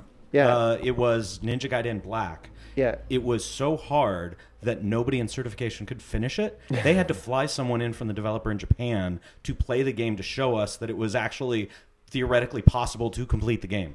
But I don't mind my that. response to that would be, if you have to fly someone in to show us you can beat it, it's probably too hard. And people who played Ninja Gaiden Black would agree with you. Yes. Yeah. So, But I think that's a marketplace we have decision. that requirement because we don't want someone to ship a game and then But- find out later But that that it's bullshit goes all the unfinishable. way back to the first Ninja Gaiden, right? I mean, those games are always chronically hard to play. Yeah. I mean, I'm not saying that's a good thing, but it's But almost... they all had the Nintendo seal Well, of quality. let's connect this back to the Microsoft press conference Let's do it. and Let's the come viewer full questions, circle here. right? Xbox 360 media briefing. So Minecraft was announced that they're going to be on the 360, right? And cross-platform play with the PC, which is pretty cool, Yes. right? My son is very and excited about I this. guess I didn't see this, but I guess Team Fortress 2 is going to do that too, like cross-platform play. Is that true? I did not see that. Somebody I told don't me know. that. Anyway, so let's just take Minecraft as a very specific example, right? Minecraft, in part, is very successful with people because on the PC, it has a very fast, very close to the community development cycle, right? Like the dude's updating it all the time, getting out updates to people. Once you have this cross-platform play in between the two platforms, right? 360 just can't update that fast. It's not physically possible. So what's going to is the game going to have to slow down and not update anymore, or are the versions going to come out of sync and then the PC one will be newer and better? So, Or what's going to, neither of us actually know. we can't actually speak to that point. Maybe on the But PC side, you can elect to play the crazy PC version exclusively with just other PC players, or the Or the PC old- cross-platform version that might be on a slower Or it might evolution. it might be like, service software development. When we're building some complicated service like our leaderboard service, there's front ends and back ends to it, and you can't update them simultaneously. So when you update one, okay, the N+1 version of this has to work with the N old version of the other thing, and then when I update both, the new magic shows up. I still think we are way inside baseball. I was going to say, I very feel like this inside is, baseball. but No, I this- feel this like totally this is a very matters. unsexy conversation after is. four It's not- massive it's press not hot. conferences today. It's not hot Talking at all. about We haven't even certification gotten to- requirements. To be fair, You're making fun of my livelihood. Stop I'm it. just saying we haven't gotten to the Vita even. To you be know? fair, Patrick Klepek is hanging off just off camera. He's on deck. Brad Did and he- Jeff. did he Brad bring and Jeff. food? Actually, Patrick, why don't He's you come eating. sit down, share a mic with Steptoe? Yeah. Finish chewing first. Actually, we but had an extra mic over here. I think you're using. I think I'm using it. Yeah, I don't know. Yeah, that's. I don't think we have anyone to switch it to, so no one can see Fridge Cam. I think it is an important issue because Minecraft is a huge game, right? And like Well, Terraria, I've which got just came Minecraft. out, It's- and that's also that's a what huge that game. was? Oh, your fridge is too cold. Yeah, Oh, did it? awesome. Delightful. Boom. Breaking news. Breaking news: a exploded. Coke exploded. Yeah, Patrick it's a Klepek, great ladies and question. gentlemen. I don't know the Yeah, answer yeah, to it yeah. though. But yeah, But it's I'm curious too. and yeah, I don't know the answer exactly either. But I'm just saying that if I were Microsoft, that would be big on my radar because It's just one of those points of evolution. Yeah. I'm sure there are people working on that. Although I had heard the rumor, I didn't officially know about that until the briefing either. Right. Yeah. So that was a very closely kept secret. So other than what I've saw and read, I have no idea. Let's talk about the other important thing. Did you know that Ice-T was going to be there? I did not. I actually did. And you didn't tell Was E. Coco I didn't tell backstage? H.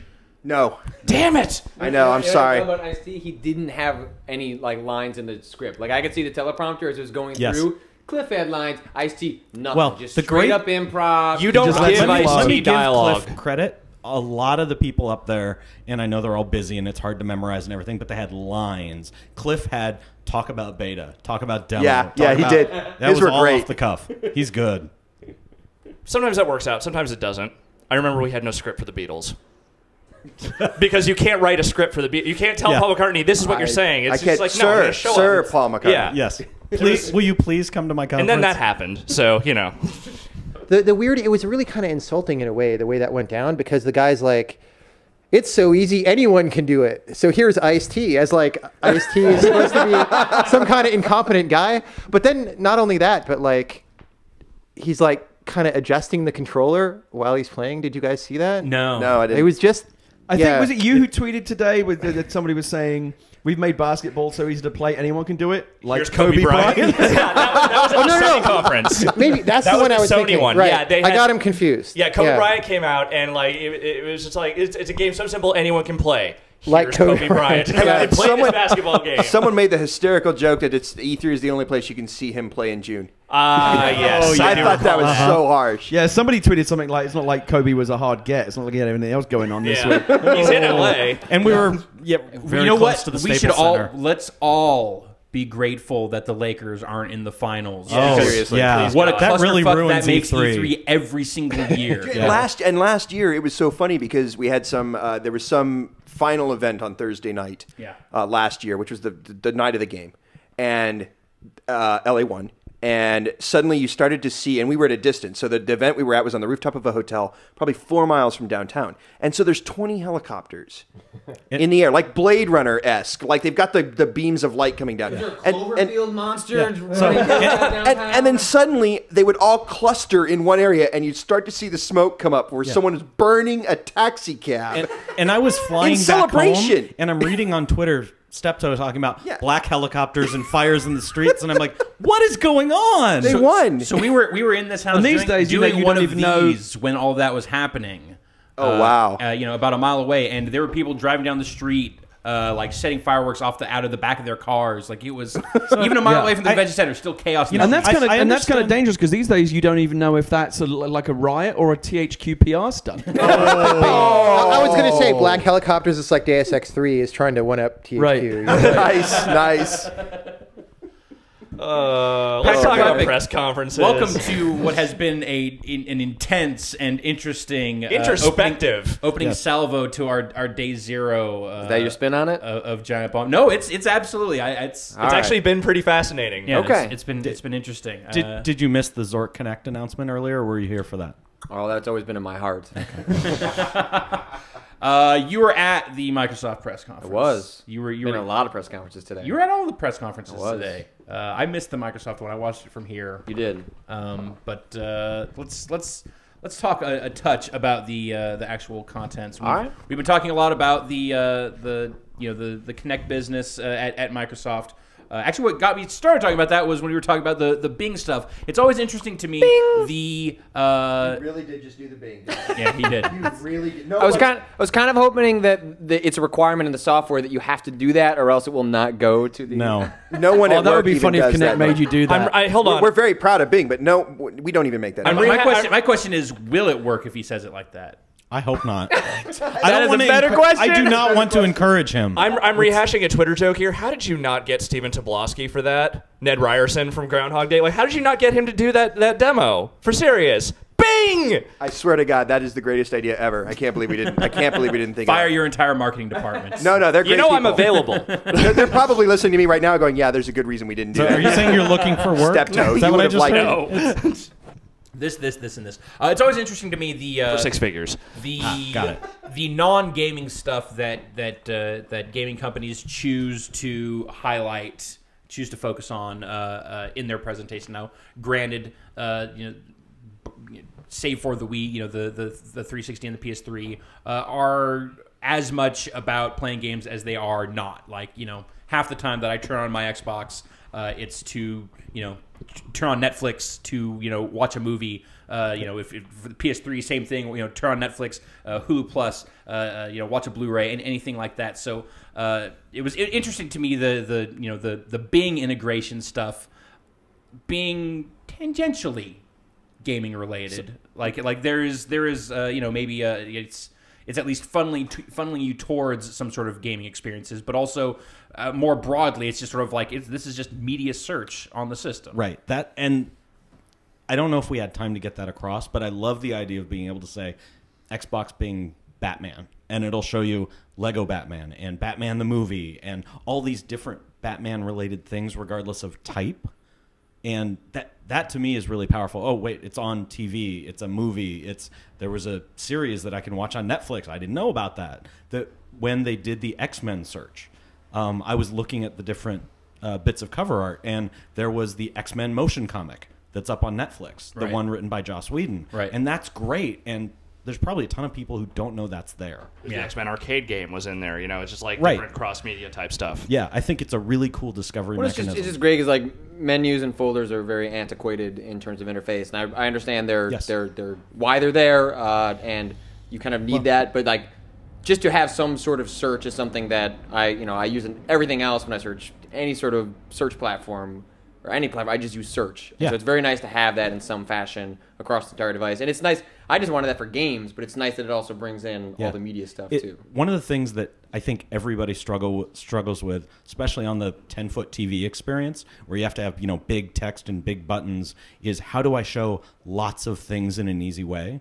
One of the big drivers for NXE was Marketplace had been way more successful than expected, and there was so much stuff in there it was hard to find. So we're trying to make it easier to find. And now that problem's just gotten worse and worse and worse. And nobody wants to go through 6 layers of menu to find something. And search is the only way to make it easy. Well, you could also take off all the ads. That doesn't really help. You still have to go. There are 3 channels of ads now, go here. by the way. Yeah. And what if you've got, if I could choose what was on my first menu in my Xbox when I booted it up, that would be a great step forward.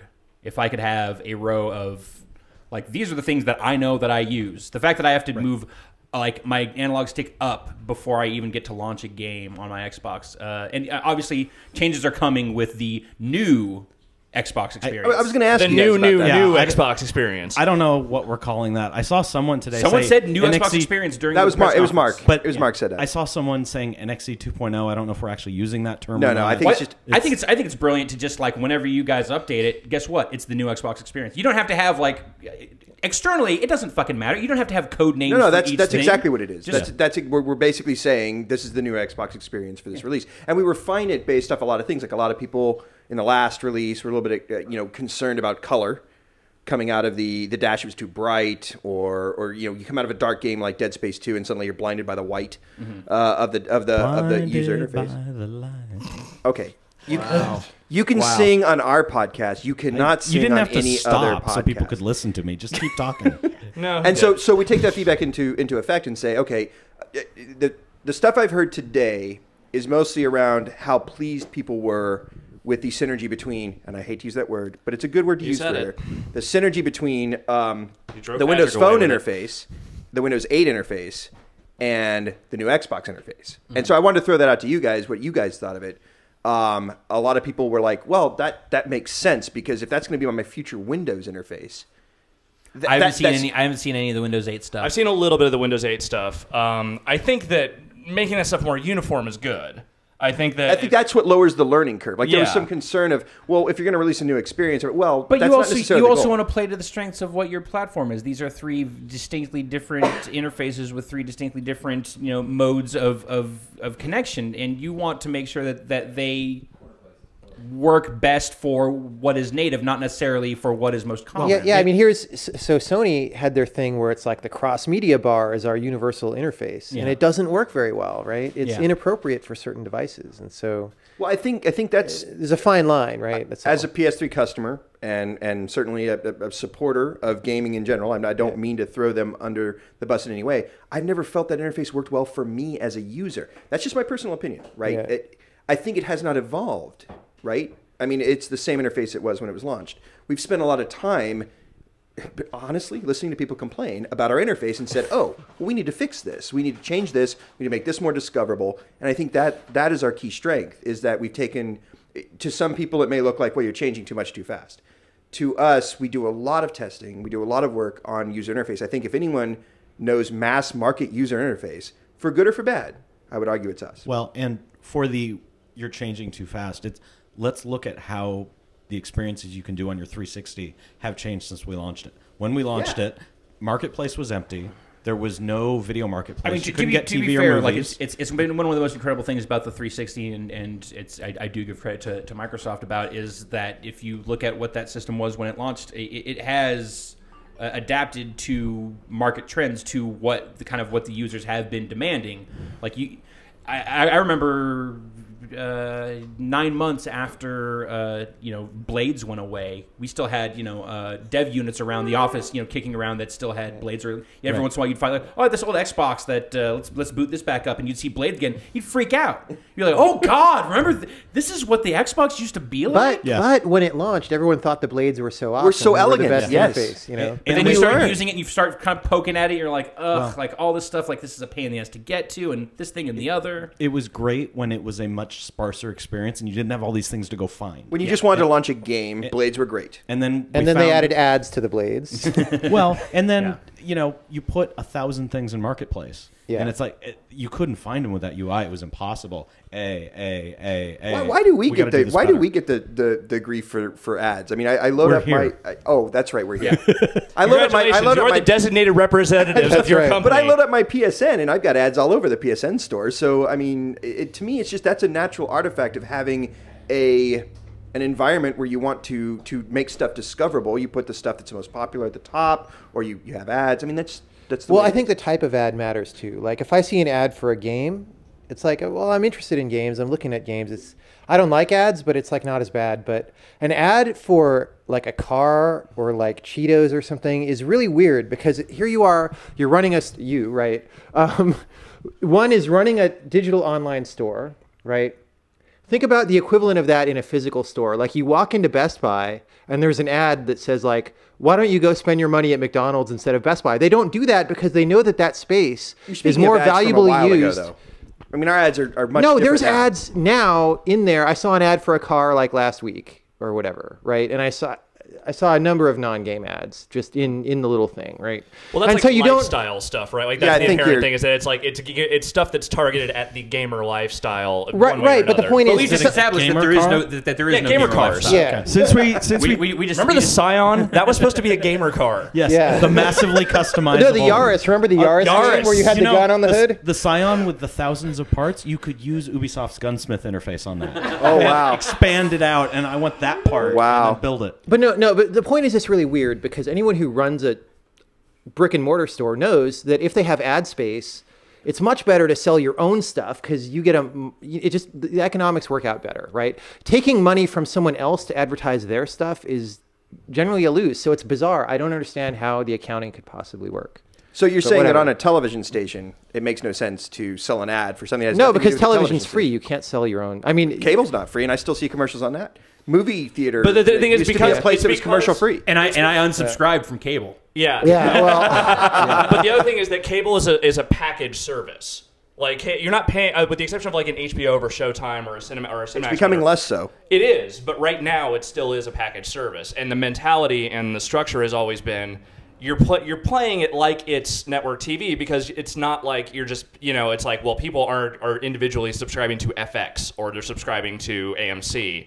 They're all part of just the bigger, larger thing, and they're advertising the way every other network does, because they're all owned by the other networks. Like, all that stuff is NBC Universal. All you see on HBO are ads for HBO shows. Exactly, and that's the difference. Doesn't that seem odd? You have to have it to see the ads. No, because I also don't subscribe to HBO. But I use HBO Go. But you have the HBO iPad app. I pay for Xbox Live. I want to have HBO Go. The problem is, I went to resubscribe to HBO. It's $17 a month now. When did that happen? I want to watch Game of Thrones, but not $17 a month bad. Aren't you getting like 9 HBOs now? Like I do get like 9 HBOs. I haven't been subscribed. Since we don't have an internet, Steve monitoring the chat, I've been looking. I just want to say there is an overwhelming sentiment in the chat to move on from Microsoft. Oh, that's fair. To whatever, to all the I'd love other to talk stuff. about I've been trying to load. Right? Oh no, of course. I think people just feel like it's just. So I'm just going to throw it out. I'm just going to throw it out here. Uncharted 3. It looks off the hook. I can't wait to play it. Yeah. Yeah. I'm want to just move straight to Sony? I absolutely love. No, I want to talk about EA. I don't want to. All right. No. I agree though. Uncharted 3 was one of the best things that I saw today. Uncharted 2 was. And you said you were even impressed in 3D. Giant Bomb's Game of the Year for 2009. Right? Yes. Uncharted 2. So like Uncharted 1, I was lukewarm on, and there was there was promise there. I felt, but it didn't.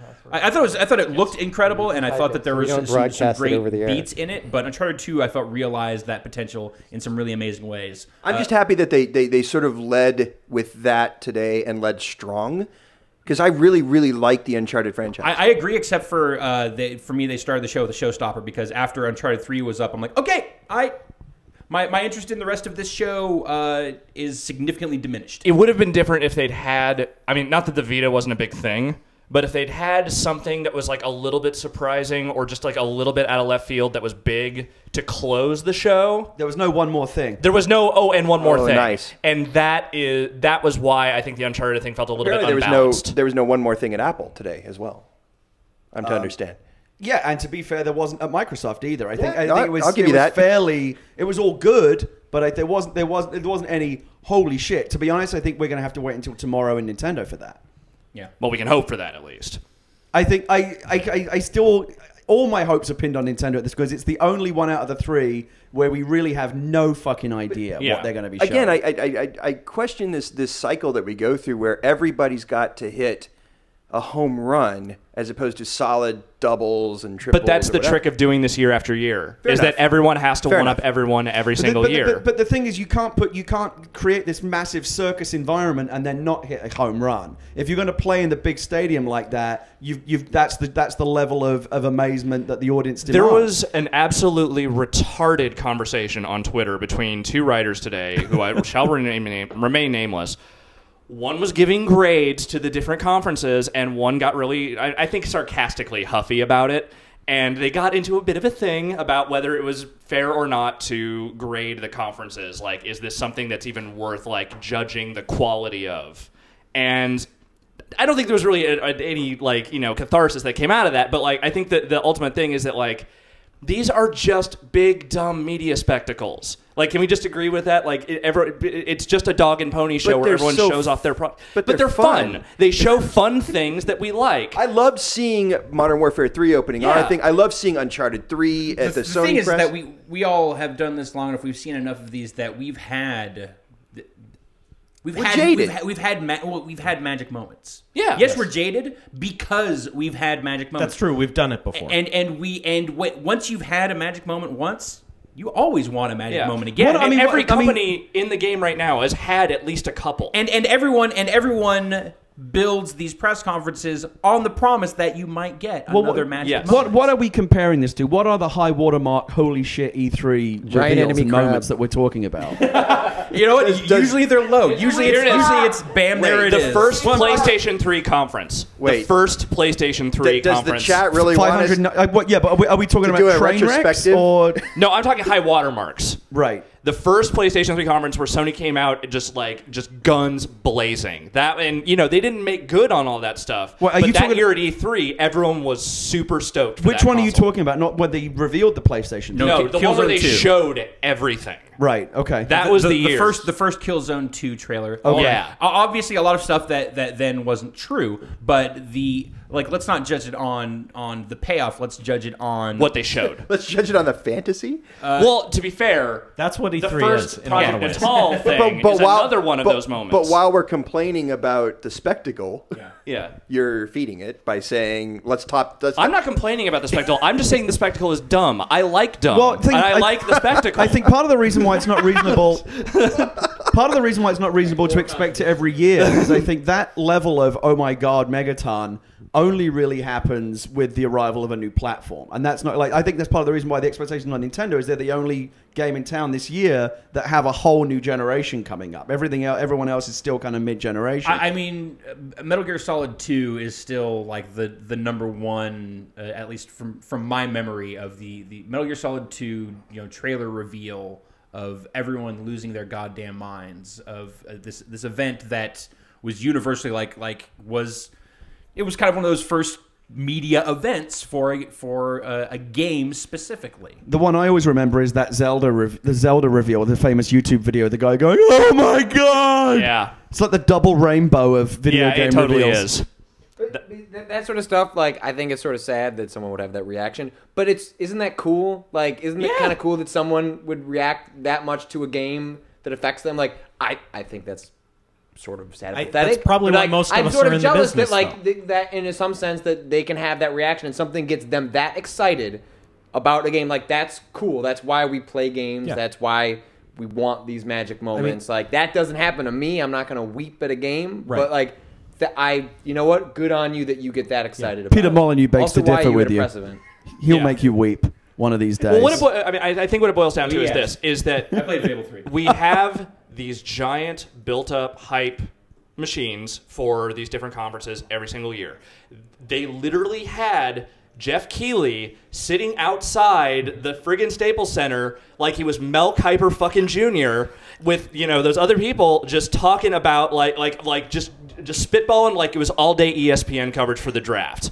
And it's if you're gonna Ladies and gentlemen, Jeff Gershman's in the house. Oh, goodness. Woo! And Brad Shoemaker's in the house. Drew Scanlon's in the house. Yeah. Hey. This really is like the old Dean Martin variety show. Yeah. Right. I opened the Look door. who it is. The final bit of that point is Magic just showed that up. if you're going to feed that much hype and you get people that stoked for your event, there is a certain amount of expectation that people have that you're going to have something that will sort of blow them away. And I think that there were surprises there. And I'm not saying that's fair, but I'm saying that's the hype and the audience expectations Call me the corporate shill. Okay. You're a corporate shill. But I sat there today and I made a tweet that for me at least, this is sort of my ranked third level event that happens each year behind PAX and behind Woodstock that sort of recharges my geek power meter. And part of it is that we get to share everything we've been working on. And sometimes that's an amazing announcement of a transformative technology like Kinect or a new version of the Xbox 360. Sometimes it's as simple as, hey, we've done an amazing amount of work that now we can enable all of these sitting down using Kinect scenarios or sideways golf swings or all of the different things that we announced today that most people, even the concept of the Sesame Street stuff, the fact they even got Cookie Monster's eyes perfectly right, that stuff to me, I know that a lot of the audience wants the amazing, oh my God, I wasn't expecting that thing. But when I heard the Halo 4 music today, it just that's me, and to me that I'm not even a Halo fan, and that was still a fairly exciting thing to see. Even to see Uncharted, we knew Uncharted was coming, right? We knew most of the things that people talked about today at EA, at Ubisoft, at Sony, but there's still, to me, I don't think it has to be every year. And again, I work in the industry, so everybody in the chat may say, yeah, well, I don't, and I want to be wowed, and I get that. That's totally respectable. But when I see good execution, and I think what we did today was good execution, what Sony did with Uncharted and everything I've seen today so far was solid. Everybody complains about, well, it didn't completely blow me away. Well, was it good? Yeah, it was great, but it didn't blow me away. Well, okay. Then I think if you want to recalibrate the expectation, then maybe you need to scale down the craziness and the glamour of the events. You call it a media briefing. Where was the crazy? The industry and the customers. You're on goddamn Spike TV. The industry and the customers. Really? That's the bar now? The monster. Well, hey, now the monster is that the bar feeding. for craziness? It is in our industry, unfortunately.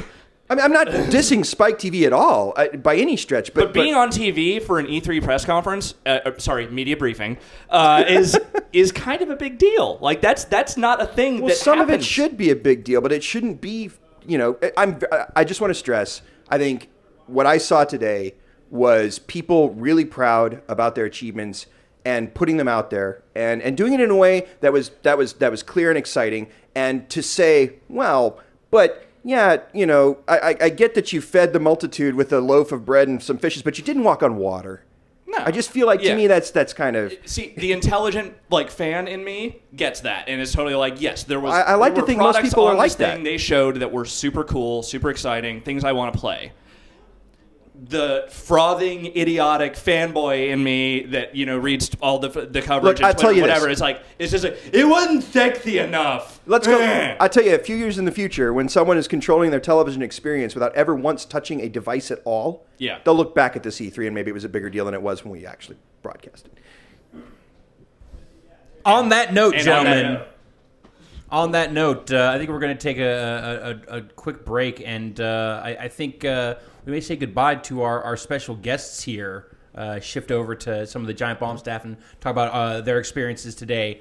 Jonathan Blow, God damn it, such a pleasure to have you here on the couch today. I thought we had some great insights, some good conversation with you today. Thank you for making some time in your schedule. I'm very excited to see The Witness. I have...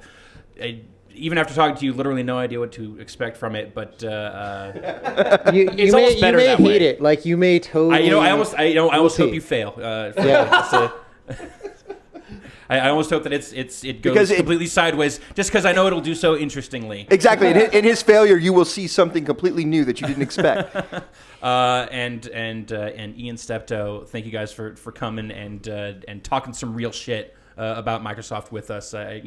Realize you work for the company, and obviously a certain amount of interest, but I feel like you guys gave us a fair shake here today, and I really appreciate that. And Gary Whitta, of course, your deep industry insights going back into Peter Molyneux playing with Legos. Let's go talk about some Populous after this. Always appreciated for that. Hey, I'm up for that. And the Populous conversations. So we're going to take a quick break here. We're going to switch to two cameras. We're going to bring in Brad and Jeff and maybe more. We'll see. But quick break. More Giant Bomb E3 2011 live stream after this. All right. After this, I mean...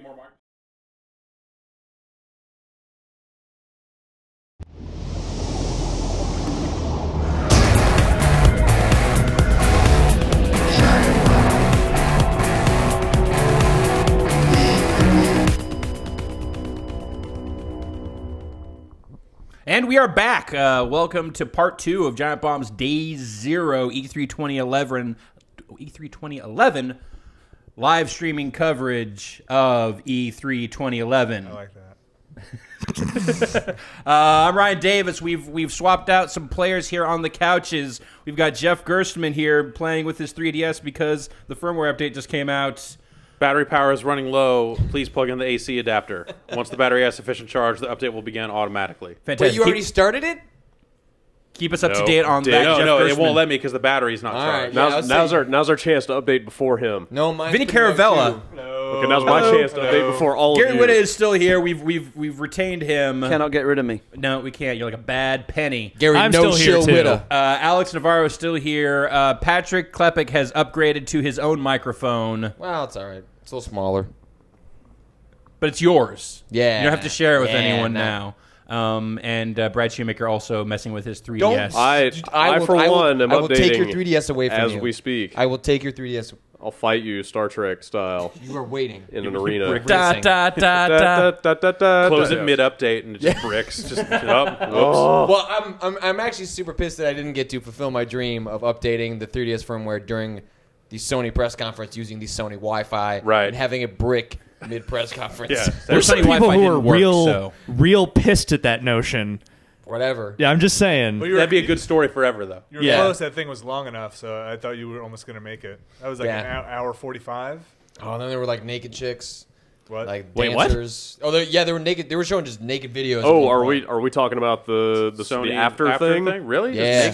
My God! During the Jane's Addiction portion, that thing was a straight. That was basically it was approaching a Sony party of yore. I mean, I broke out of the Sony press conference like midway through the Vita stuff because I needed to get back here. At the end, they just lifted the screen and there were just like live screens and bars. So Mixmaster Mike was there. Jane's Addiction played. Yeah, they were still playing when we left. There were dancers in like burlesque outfits everywhere. Weird. They were running a like giant video of like 20s black and white footage of naked women behind them. And Jonathan Blow's back in the house. Hey, ladies and gentlemen. Another bad penny. Creeping through the house. The proper creeper stance, too. The bag. Oh, that's key. That would have been bad news. That's key. All right. Good night, John. Damn it, you guys. We are not on the ball. And you call yourself Have a good night, journalists. sir. Remember, check that rapid share link. We already finished the quick look, so whatever. I missed all that. Again, I want to thank E and Steptoe and Jonathan each for making contributions to the first half of tonight's podcast. It was awesome. Some good contentious conversations, some good insight both into Jonathan Blow's creative process as well as kind of just some real hardcore behind the scenes stuff on Xbox Live. I'm always fascinated by that sort of stuff. I'm sorry I wasn't here to see it, but I was off playing Microsoft games. Yeah, I had to listen to the archive. And you shill. I don't think they know what that word means. Well, whatever. Whatever. I appreciate everyone watching and also everyone that came in, participated. And I extend that same thing to all of our guests, past, future, and present, just because they, bring some color to this thing. Otherwise, it's just us talking constantly. And I saw video games again. Guess what? I don't like them much. If you saw video games in 1986, it might have looked something like this. Well, the best part, Vinny, is that it's free. Oh, is that No, the best part? the best part is you can share those photos. No, the on best part is Facebook. that it's free. No, the best part is you can share photos on Facebook. The best part is free. Facebook. Hey, Ghost Freecon. nice job, Jeremy. Great job, Jeremy. Great job, Jeremy. Nice job. And now he's, if you look here, there's a puzzle or something, and he's, you see here, he's slashing the skeletons. Also, I'd like to say, And what are you going to do next? now he's yeah, gonna the jump. giant green glowing icon. Oh, no. Oh, What are you great. gonna do Here's some next? more gears. Here's another green glowing icon. Great job, Now he's Jeremy. going to solve this puzzle. How's Please he gonna come see do me it? at the booth where I'll have committed suicide by the end of the third day. Someone save me. Guys, it's really hard to get Yeah. up there and do stuff like that, which is Yeah. why I'm always baffled when they have people like that go up and do that again and again and again, year after year. Well, I feel like we're in kind of a funky spot. Like, on one hand, it's great when we can get access to people like that are Yeah. actually out there creating games and doing that sort of stuff. And then we'll sit here and tear people apart. But I feel like that's the wrong if they can't kind. read a teleprompter properly. It's the wrong you know? kind of access. It's like for that kind of like broad spectrum demo, you want someone who can present the game as best as they Yeah, possibly I guess can. so. I guess so. also- I think Have they that did guy a do the fine interview job of afterward. presenting that game. Even it's. I mean, the game was they showed the game. I know what that Yeah. game is after seeing that presentation. Like, But they didn't make it seem- maybe his commentary running along with medieval moves Yeah. wasn't necessarily like the most insightful, but they demoed that game and Yeah. purpose was served. They didn't make it seem exciting, and whatever, that demo, not on a stage. You get that demo in private, you still come out going like, oh. I think that stuff, though, and I'm not saying it's comparable, but I feel like we've all at least been in situations where you have to do some weird stuff, and like I think we make fun out of love, out of jest, of being like, it's a little Schadenfreude. You're like, man, I'm glad I'm not that guy doing that. Yeah. But it's not But really. at the same time, you're like, I've been there. Yeah, we were. I've been Yeah. there. Like when all the technical snafus happening during a press conference or whatever. It's just like. It's not like we're like, yeah, they really fucked up. It's like, man, I hate to be that guy right now because that's stress and tough going. I mean, I feel like I didn't disagree with the audience reaction, but when Kaz Hirai, made talking about Vita stuff, said, and we've partnered with the fastest 3G network, AT&T, and then just literally boos, literally boos. There was like a disgust from people. Like Yeah. the first wave was people going, oh, Yeah. and then people heard that and started laughing. Yeah. And then there was like another wave of disgust and another wave of laughter. Like it was just Well, then this there was, like, this- amazing moment. There was this apologetic, like, no, No, like, come on, yeah, like, yeah, Come on, guys. I felt for the applause, like the applauders, because I'm like, yeah, like poor Kaz Hirai has to say this. He played it well. Like he was just like, yes, thank you. contractually, he probably has to say, AT&T has the fastest 3G network because it's like their whole. That's their tagline. That's their tagline. That's their whole thing. So if And hey, they couldn't say if it wasn't true. I stand by my comment earlier that and it will be exclusive to AT&T as this year's $599 US. I totally agree. Oh yeah. Yeah, at that exact moment, the reaction of the crowd, I was like, "Yep, there it is. There is your," and that was E3. Yeah, well, it's like one of those like weird sci-fi explosions where it just sucks everything in for a second, pauses, and then just explodes. Yeah, boom! Like, there it is. It just happened. People don't boo at a press conference. Yeah, Like, can you ever think Now they another do. time? Another time.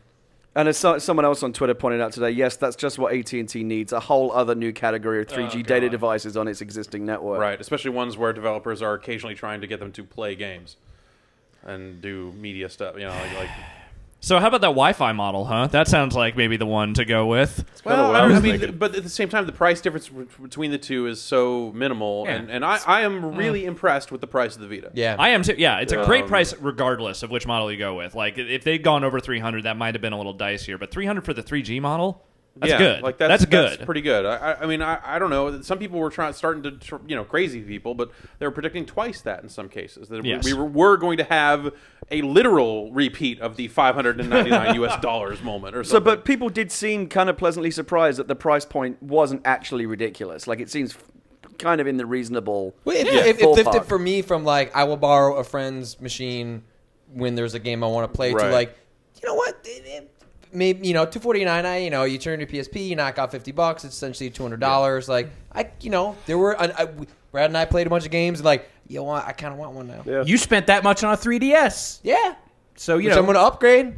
keep that in mind. Well, there's this rumor going around that there was this 11th hour RAM reduction in that thing to get the price down to 3DS Right. level, and it's kind of sad to think that they may have Gimp the system. made life harder for developers and kind of hamstrung the games. But again, for to hit Sony's this credit, that price 249 price point is like crucial. Yeah. They have but at they the same had to time, have I think parity. you're now right, you're the right. question really does turn to: are people still interested in those types of handheld platforms? And yeah, do people still want to pay $40 for handheld games, especially ones that are, downscaled versions or downscaled games that you might be used to playing on a PlayStation 3 or Xbox 360? That's exactly what Patrick and I were just talking about before. Yeah, when I came back and I was telling him, I was like, you know what? I was not interested in Vita at all before going to the press conference. And I got the price. I played the games. I was like, this is kind of cool. I could see why I would want one.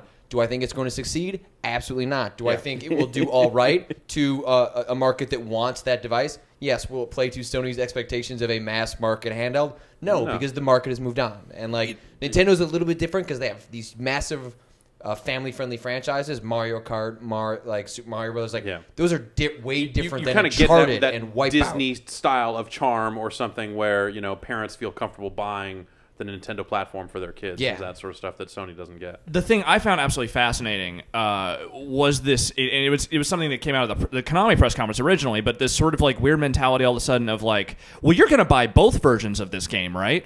Like, hell no. Like, you're going to buy the PS3 version and you're going to buy the Vita version. I'm and not then you're going to transferring nothing between nothing and nothing. Because there was some game tonight that they showed that was, it was Ruin. It was ostensibly transferring, but without, the catchy title. And that, like, I was like... And also in the cloud instead of over a cable. And I'm still like, there's still, like, more people think that they're going to do this. Well, I think that if they can figure out some way, and it's the hard part, but if they can get to a point where it becomes the game room model of you're paying a base rate and then a lesser fee to get it on additional platforms, sure, and then you have the opportunity to move your data back and forth. I think that becomes attractive. What if like the online pass of a PS3 game was pay $10 extra and get access to the Vita version? Like that's really attractive. Right, like, that's much better. And if it's locked to an account or something like that, if it prevents people from taking that copy and giving it to someone else, then like kind of what do they care? The number of people that are going to go buy both versions of a game like that. I think that they'll probably try it this way and immediately find like, oh wait, we should have thought of this. Yeah, I just wonder because in the business side you think let them try and buy both versions, but I just think too many people at this point, you don't want to play with people's price and expectations. games where I'm transferring that sort of data back and forth, and this is something I thought about Metal Gear, being like a story-driven game. When I'm playing through a story-driven game, I want to see it at its best all the time. I don't want to go through story cutscenes on a bus. Or, like I'm wearing headphones and there's some glare on the screen and I can't really see it. Like, no, I went out and invested in a very large television set and a very loud subwoofer for a reason. You know, it's like, this is how I like to experience games. Yeah. And I'm not gonna reduce that just so I can take it on the road. For the same reason that I don't want to watch a movie that I might be genuinely interested in on an airplane on a screen this size or on my iPhone.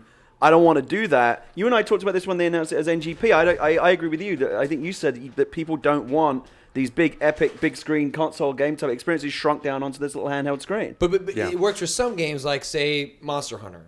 Like, if you want to go home, like, fight the dragon on your PS3, if you want to go grind for some items, you would want to maybe do that on your bus ride. I think that works for some games that have those kind of like short, games that have long sessions and short sessions. I think story-driven 20-hour games. No, like I don't. That's why I haven't played any of the God of War games on PSP because I'd rather play that. And now you can play them in 3D on a PlayStation 3. And they looked pretty good. They were at the event and they look clean and they're not as good as God of War 3, but I want to play them now. Yeah.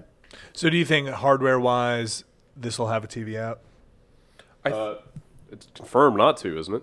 I don't know. I read that HDMI port is only on the dev units. Okay, but I think that doesn't preclude to get that unit down to $249. There's no way they're going to include that in this model. You think they'll sort of like with the original PSP? I think that's something they add in a second generation to get people to upgrade. So weird. Well, that doesn't preclude the possibility of some kind of multi-out cable that they sell after the fact. That's true, right? That's as long as there's a port on it or something. I don't know. But you know, they were very careful to not do anything like that here. And, right. You know, you have to wonder, and also the trailers it's not even trailers. Like they released B-roll to us that I downloaded and we couldn't put up without editing it, so I didn't do anything with it.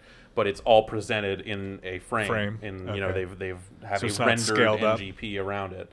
And it's not scaled up to take up the full window, and I have to wonder if they're trying to be careful because maybe that stuff doesn't look great blown up. Yeah, well, I mean, they showed Uncharted 3 to start the press conference, and then what are you going to do? Show a blown up Vita version of Uncharted, which looks great, right? But it's going to look real weird when it's like got dithered textures. But I think it looks even worse on a glary screen over a dude's shoulder. Like the fact that it does look worse, but it's worse in ways that like the human mind looks at it and goes like, well, maybe it looks better when you're holding it up. Like it's like they're just smearing Vaseline over the lens, so you go like, well, it probably looks fine. Doesn't look like poor graphics. Yeah. But plus, there's a lot of touch stuff too. I can understand why. Like when they were doing the touch stuff, I get why they would show interface like there's a lot of motion. There's tilt controls. There's the touch stuff. There's the front and back panels. Whatever. I get that. Like the show the unit while you're doing those demos. But there were some groans out of the crowd during the Uncharted demo when they got to the touch stuff. There was definitely small pockets of people going, oh. Well, it's all optional. It's all optional. But like it's something that like when Patrick got back, we were mentioning the tilt stuff that was in the original Uncharted that we're all just so happy they took out of Uncharted 2. Remember, it was trying to go over the log. It was like you gotta keep your balance and tilt for the grenades and stuff like that. And then they were like, we cut that. That was stupid. We cut that out. And now it just feels like we put that back in. But also they've realized that a lot of people are going to think it's stupid, and all of it's totally optional. But it's also not Naughty Dog. It's also it's Ben. Right. I can kind of understand the groans though, because the whole argument in favor of dedicated handhelds these days is that even with the rise of phone gaming, these virtual thumbstick controls and touch controls don't work particularly well for traditional games like Uncharted. We have the buttons. These devices have all the traditional controls that we want. Why are you making me touch things in a way that isn't familiar to me? And I think part of it, I think what we'll see some developers do is because you don't have two sets of shoulder buttons, there will be cases where to get full functionality, they'll have to do soft buttons or something with a touch screen. I mean, the Vita is just it's a kitchen sink approach. Like that thing has like literally every option. Oh God, that thing's like, we're a tech company, man. Let's do it. They were sitting there running down the features of that thing today, and I was like, why don't you just give it a 3DS style 3D screen while you're at it? Because what else is missing? Nothing. Yeah. Like a video out. It's got it. That's what's which given what are we gonna do? Given that the rest of Sony's presentation seemed to be so 3D centric, it's actually kind of surprising that it doesn't do 3D. Doing 3D handhelds doesn't sell televisions. Yeah. Right, that's true. So. Making a 3D television. Glasses 3D TV doesn't. It's you feel like a jackass when you're sitting in a theater. That's the thing. Is like, hold on, I'm playing this game on my 3DS without glasses, and now I got to go put glasses on to watch your TV. That seems kind of. They also weren't like very clear during the press conference when you should be putting on your glasses or not. Like, put on your glasses. Would have been really helpful if there was just like a graphic that came up like 3D. If they're just been a little, it said I watched the whole. I watched the entire. graphic was a blurry image. You're like, oh shit. But I watched the entire Uncharted 3 real time demo with the glasses, thinking like, this looks kind of weird and dark. if Roddy Piper had been there to shout at you, put on the glasses, you would have known what to That do. would have been the right move. Perfect. If they just refilmed scenes from They Live with Jack Tretton and Cass Arai. You mean if they had just refilmed all of They Live? Yes. If the Sony press conference was just They Live.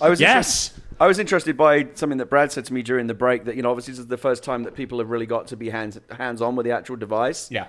And he said that it felt kind of cheap and plasticky, and it's lighter than you'd Yeah, think. it doesn't feel dense and solid the way that you would expect like an iPhone, like an Apple device to feel. Right, you know? right. But you also said that it's like all our fears about when we saw the pictures, we were like, that looks kind of big for a handheld. And you said in real life, it really is pretty large. It's sizable, but not in a bad way because it's accommodating an amazing screen. Yeah, the screen is like, right. You look at it like, it's like a PSP all over again. Those moments of just like, oh my god. How are you supposed to carry this thing around? Because it's not pocket friendly. Yeah, it's not Whatchamacallit? What's it? He took it out of his pocket for Street Fighter Cross. Oh no! Yeah, I was like, Jesus those Christ, guys got big pockets. That's a Did he big have like pocket. clown pants on or something? Yeah, it was like, what else are you going to take out of there? Check out this PS3 that also works. I got my PS3 in my back Cold pocket. 40 dog. What a delightfully impish man that man is. He was so cheerful and happy, and he was infectious. I actually got interested in the Vita version of Street Fighter X Tekken when he came out and started talking about it. Kind of until he started playing it. Yeah, well, until he started playing it and showed Cole, which. Yeah, putting the guy from Infamous into that game, I don't get it. Like I guess It's like a weird MK reactionary thing. I don't know. No, I think I don't know. I really don't know. But yeah, it was that version of the game looked pretty good. The frame rate wasn't as good as it is on PS3 and 360. But that's pretty much what it looks like on console. Yeah. Except when people who know how to play the game are playing it, it actually looks a lot cooler. Right. But, yeah, it's a little weird. Yeah, but even though objectively I had gone into this whole thing thinking I wasn't going to be interested because the whole PSP thing, again, like, it's tech, like, that doesn't mean it's going to be good, but the moment, like, Brad and I, like, Messer was like, dude, it's hard to resist. It is, like, it is just But I've had this reaction of just like, man, I'm totally being fooled again. I know. Because like, I was playing the exact same pitch. I was playing Blaze Blue, and I was like, oh my god, this looks so good. I don't ever want to play this, but in this specific situation of being presented with this device and just in this concentrated look at it, I'm like, there's no way you cannot say it is just astonishingly good looking. I'm going to make the joke.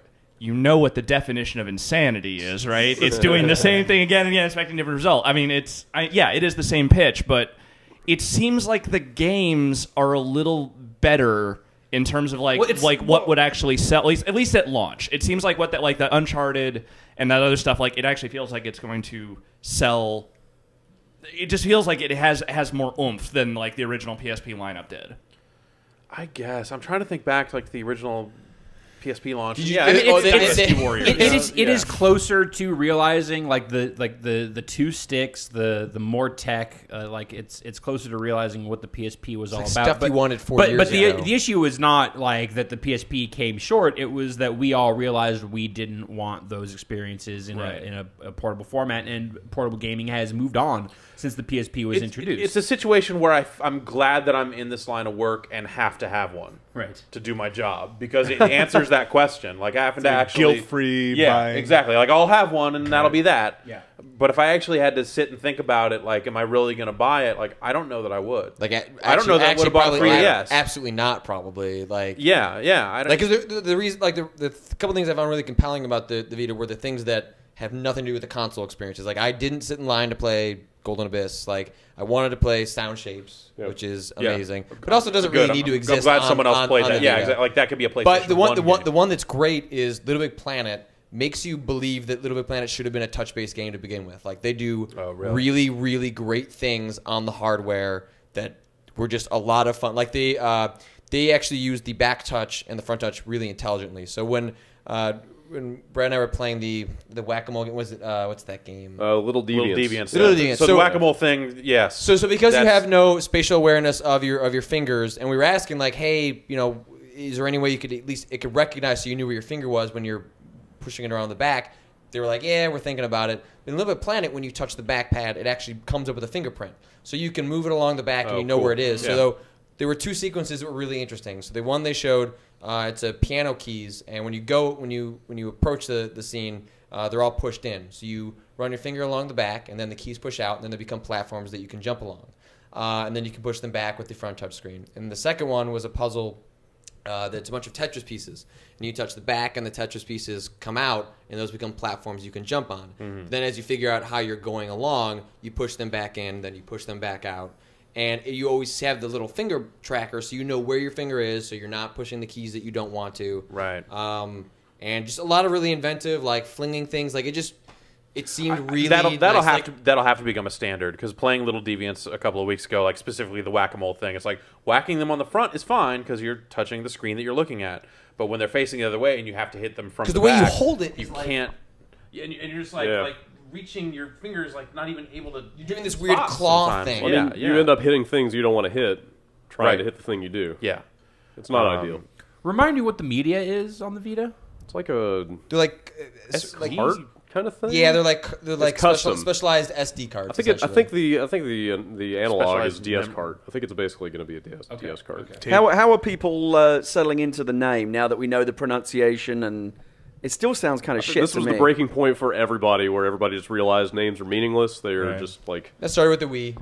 And at this point, it's Dreamcast was the first one. I'll just call it Vita, and I'm over. I mean, it sounds like a cell phone. A week after every name gets announced, you get used to it. When the Dreamcast first came out, I thought it was a mattress. I mean, it just sounded awful. I thought it was some like hippie like dream catcher type stuff. Yeah, I mean, the argument I always make is like the Beatles is the worst name for a rock band ever, but it didn't matter because the music was great. If you have a great product, it doesn't matter if you have a shitty name. I heard your discussion on the Tested podcast recently about like what Don Draper would call an iPhone, and it would be like the Pocket CompuPhone or whatever. I think that was well made that argument. Like 60s advertising and marketing was all about just like really descriptive names, and it seems like we're like getting back to that now because there's like Kinect Star Wars. Like how much more basic a name can you get than that? And now it's about paying a company $15 million to come back and say Bing. Right. That'll be $15 million because like we did all our research. How much did the name Vita cost? Yeah, Vita. God knows how. It could be an Italian sports car, an Italian sports drink. It's all Samsung phones. It sounds like one of those. Somebody on Twitter, when they announced the name at the conference, was saying that all the Italian people sitting near them were laughing. It sounds like one of those ladies' yogurts that helps you go to the toilet. With lots of micro For when organisms later in in life you need a little help. Vita. Yes. I don't mind the name. I've pretty much already come to terms with it. Yeah, as soon as it broke, was it like not last? Was that last weekend before last?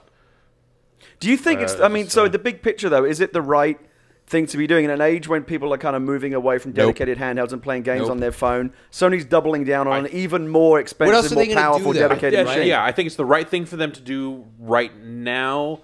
And they will never do it again. Yeah. This is going to be 3DS, and handhelds Vita as we know it. This is I the last will of these. change. Oh, really? You think that? Yes. This we're seeing now the last generation of dedicated gaming handhelds. I mean, Nintendo maybe will do it again, but I think Sony will never double down. Nintendo is making the controller for their console a weird handheld. I think both of them are moving out of this. I think what we perceive as being dedicated gaming handhelds will totally change. So whether games will just start to get better and better on phones in a way that we don't hate playing them, or they're going to start making more gaming harder, like the Xperia Play. with a mobile company to create a Nintendo branded phone. I mean that they control the hardware on. Like, I mean, there's scenarios, but like actually selling them in the way that 3DS and. But we've got to the point where everyone carries too much stuff. You are carrying too many devices. But everyone's got a stupid book bag or messenger bag or something. They can just. But when it comes down to it, like into, today, when I was walking around and I didn't have a bag, I wasn't carrying any of that stuff. I was carrying my phone. Right. But don't you think it's so funny that in the age of the universal device that does everything, you have the most devices in your bag? Like everybody wants it. This plays movies and they can call on it and it's got. Well, that's the thing. I have 8 different devices that can do that. Right. In so my it's bag. just so weird. It's like, no, this thing does this one thing really well, and this other thing does it really well. But I think that's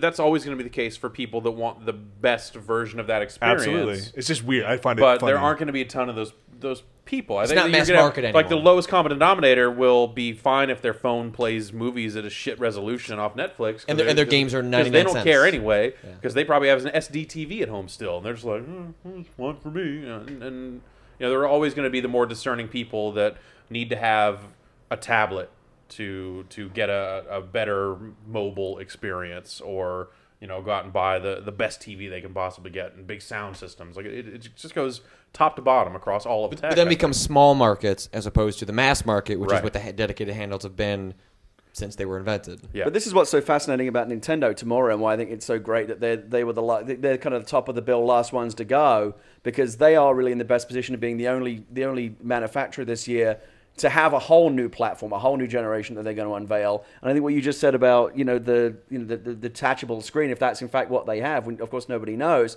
But the whole idea of what the Vita represents, we could start thinking that's obsolete by tomorrow morning when Nintendo rolls out this thing that makes us rethink what a handheld is. If they make their own 3DS mildly irrelevant, or maybe at some point Sony just takes the Vita and incorporates some version of it as a controller. Yeah, what do you think? By next E3, they've got some kind of gadget that lets you plug your Vita. Oh, now we have it. Right. That's Nintendo though. Like they're always, in some sense, like a little ahead of the competition, and like they like to watch always in the weirdest way imaginable. It's never like the obvious, like we're more powerful. It's always just like, I don't know, we'd figure this out, and whoops, it's popular. I don't know. Patrick, you need to whoops, it's popular.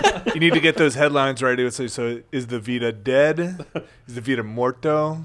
What do you go with? I think the Vita, in the sense of being a mass market device, it's already dead. There you go. I see no. I just couldn't see no conceivable future for that as a mass market device. I think it'll sell all right at launch, but in terms like in Japan, it'll do great. I think because Monster Hunter. Right. But that's a very specific market with a very specific use and a very specific culture of how they use that device. I like Monster Hunter as an excuse for anything. Because Monster Hunter. Just Monster Hunter.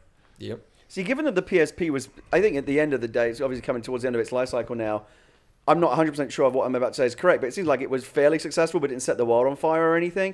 I'm not sure the problem... But it sold more than people give it credit for. Like, it sold like 55 million units. Like, that's a respectable number. But I'm not sure the reason why it wasn't more successful is it just wasn't powerful enough. That wasn't the part of the equation they needed to fix. That was not the problem at all. Well, piracy became a very big issue for it. It was like a Dreamcast in that you could, you didn't have to open it up to get it to run bootleg games. And with that out there in the open, a lot of developers became very scared. Sony rolled out its store for digital stuff, and the sales on that, you'd have situations where their weekly top 10 list, the number 4 game on the list is number 4 because it sold 300 copies or something like that, so like the digital sales for it never really took off. And I think part of it was a perception issue, like when piracy started, like when that type of piracy starts, like people think it's a bigger deal than it is. Because all they see is like how easy it is for the tech savvy individuals to do it, but there's still plenty of people out there that aren't going to stumble onto that information right away. Or you look through the threads like how you to do it, and like it's not as simple as just like downloading something. Yeah. And Monster Hunter in Japan aside, it never really had the killer games that Nintendo always has for every iteration of it. It never got the zeitgeist. Like it never got like it sold reasonably well to a certain demographic, and you don't get to Luminous was a lot of fun. Yeah, you don't get to 55 million units by accident, but it also just never 3D, like the DS just captured people. Like it was popular culture, and the PSP just never quite got there. It's one of those devices I still see occasionally just pop up in like the weirdest random places. Like I'm on the train and there's a guy across from me sitting there watching a UMD copy of Van Helsing. Like that's like recent. And it's just that is kind of weird. That guy's the worst. Like, it just sort of it's one of those things. Well, pop up once in a while, but it's not like a DS or an iPhone where it's just like ubiquitous. Someone on the train will always have that device. I mean, I probably see more DS units out there than PSP, but I definitely don't see a lot of DS out there either. I see a lot of DS Lites still. I see everyone staring at their phone. Yeah, everyone stares at their phone. Times. Yeah. Face down. Yeah. I think the handheld, it seems like this is from the PSP, but as they reach for console parity, I feel like this is too big. It blocks views. No, this table will live. Collapse under the weight. I feel like as they reach for console parity, right, it kind of puts the handhelds in a weird position where it's like now you can have this kind of experience on a portable system, but it's still not, like you said before, not going to be as good as the console. And I feel like, but it's going to be most of the price of the console. It's going to be most of the price, but it's always going to look better. You might have a better experience. But I think the problem winds up being like most of my favorite handheld games have always been exclusive to a handheld. And I think once you start going back and forth, like crossing the bridge between now you can get like Resistance on a handheld or you can get like Uncharted on a handheld, you kind of can't go back to that. Well, it's like a fundamental misunderstanding of why people play handheld games. But it's like if you ever put Layton on a console, like I feel like I might not be able to go back to like a DS Layton and like really enjoy. Like if you made a really kick-ass Layton on consoles or like Phoenix Wright on consoles. But I also feel like a game like a Layton or a Phoenix Wright or something like that is usually structured specifically for people to play in small doses, like when they play on handheld. My issue with something like the Metal Gear collection, like if they did something like that on Vita, would be like, doesn't MGS2 have like, you know, unskippable cutscenes that are like half an hour long or something? Yeah, like you but can't do that on a bus. But it ends up working out better in the case of handhelds because all those have sleep mode. That's true. You could probably just sleep them in the middle of a cutscene and resume them awkward. later. Yeah, it is awkward. It's not a great fit for those platforms. Yeah. I mean, I understand why they're pushing Uncharted because obviously it's a huge Sony exclusive franchise and it technically looks fantastic. Wow, it's really impressive that's running on a handheld. But I keep coming back to this idea of the right kind of content for the right device. Yeah. I don't want to play Uncharted on a 5-inch screen any more than I would want to watch The Dark Knight Returns on a 5-inch screen. These are meant to be big screen experiences. I used to say that about God of War, and then I played the 2 God of War PSP games. And the thing about it, and yeah, in most cases, I'm totally with you on that. Most of those franchises make no sense. Like Killzone on the PSP was kind of shit. Right. But if you get the right developer, like they got those Ready at Dawn guys to make those games specifically for the PSP, and those games worked really well. I don't doubt that. I just don't care. But wouldn't you have rather, you know? Right. Like the way they structured those games made sense in the context of playing it on a handheld. I mean, I know now I can play them in HD, so fuck it, who cares? Right. But it's like at the time that was a game I actually wanted to play on a PSP. It actually made sense to play it on a PSP. I mean, you start getting the conversation and like not just about like why we play games, but then also like why we play specific games on, you know, in specific ways, and you know how those habits are dictated by where you are in a given moment. And or even where you are in your life, you know, it's like, you know, your routine, does it allow for something like a handheld gaming platform? Like mine kind of doesn't. Yeah. And it hasn't for a very long time. So, you know, that definitely informs a lot of my opinions about this stuff. And it's almost too bad. Like I wish that I could feel better about this stuff because it does look really cool. I just know that, you know, for the way I play games, which is to say relatively obsessively, like I might as, you know, if I'm going to be playing through a game in 1 or 2 sittings, just give it to me on TV. Like that's the thing. Like when I left, like after we played the Vita stuff, like when I immediately left the booth and the experience, I was like kind of deflated. I was like, oh, I'm not going to enjoy this outside of this like concentrated. Come play the game, right? It's like enjoy it like for what it is. When I played all that stuff a couple of weeks ago, but I know when I go home, great because I was going around like, man, Wipeout looks awesome. Like the sense of speed is terrific, and you know, sound shapes is so inventive and fun, and all this stuff. When I think of my life, I'm like, yeah, no, like give me sound shapes on PSN. Well, I feel like you guys, every time you pick up like a portable system, you always have the big console at your you're making a choice to not play that. Like you're at home or like at work or something like that. Right. So if you don't have a commute, then you're making a choice to play something I'm on a small. often sitting in the exact same chair I sit in to play console games. So it's not like you're like, I don't have access to this. I really want to play something right now. And it's like, well, I could just put this on. I mean, a great way to take the temperature of this is if you go on any of the smartphone app markets where it's very easy to see sales charts. The games that are popular, the number 1, number 2 selling games, you know, month in, month out, are not the big flashy 3D console type experience. They're things like Tiny Wings and Plants vs. Zombies and the PopCap games that you can pick up for 5 minutes at a time. And those are the games that I enjoy on those devices too. Like one, you know, games that are perfectly tailored for that device, for that kind of short time frame. Like I'm sitting here looking at my phone anyway, waiting for someone to return a text message, and now I'm sitting here playing Tiny Wings. So we're not expecting Vita to set the world on fire, it sounds like. I don't know what to expect from it. Great price point. I think they found as good a price point as they can for what they've thrown into that thing. It's great hardware. I past its time. Yeah, I guess. Yeah. And I think the tastes have just or not habits. I shouldn't say tastes. Yeah. People still want like in-depth, great experiences, but I think habits have just moved two things differently. I will say, from the amount of time we spent on it, probably the most interesting thing of the day. To oh yeah, definitely. It was a good press conference. They finally confirmed the name. They finally revealed the price. Like that's I thought they put on a good show today, and I thought Sony. It was kind of a weird, tepid day of like kind of firing out kind of buckshot. Sony just banged out game after game, and in weird ways. They did, but like after showing Uncharted 3 at the start. Like I was kind of ready to bounce. I was like, you saw what you wanted to see. That was amazing. The 3D trailer that you guys showed was the best looking 3D thing that I've seen.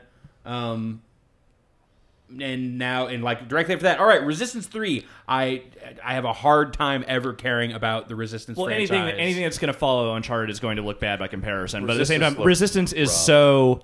Well, it's just I said it on Twitter. It's like it's a franchise I've always wanted to like, and they've never found a way to make me like it. Well, I liked 1, didn't like 2, and that was a poor demo. That was the 3D looked kind of weird with the rain effects. Rain effect so on brown. It showed looked like a rather generic combat sequence. And I know there are probably better moments in that game. That was almost a frustrating thing. Like there are better moments in that game. That was just a poor choice for a demo and a poor choice as a follow-up to Uncharted. And for me, there are more interesting games in Sony's lineup that didn't get stage time. Starhawk. Like the CG trailer showed those space sequences, which I know are in the game. Like show me that. Dying to see more fucking Starhawk. Not having a bunch of testers back there at the office ready to play a multiplayer demo live. It was criminal. Like they had Twisted Metal there. They were letting people play it after the press conference. But they didn't mention it during that. It was in the and last year they brought out Sweet Tooth on stage. Yeah, like how do you do a vehicle on stage to just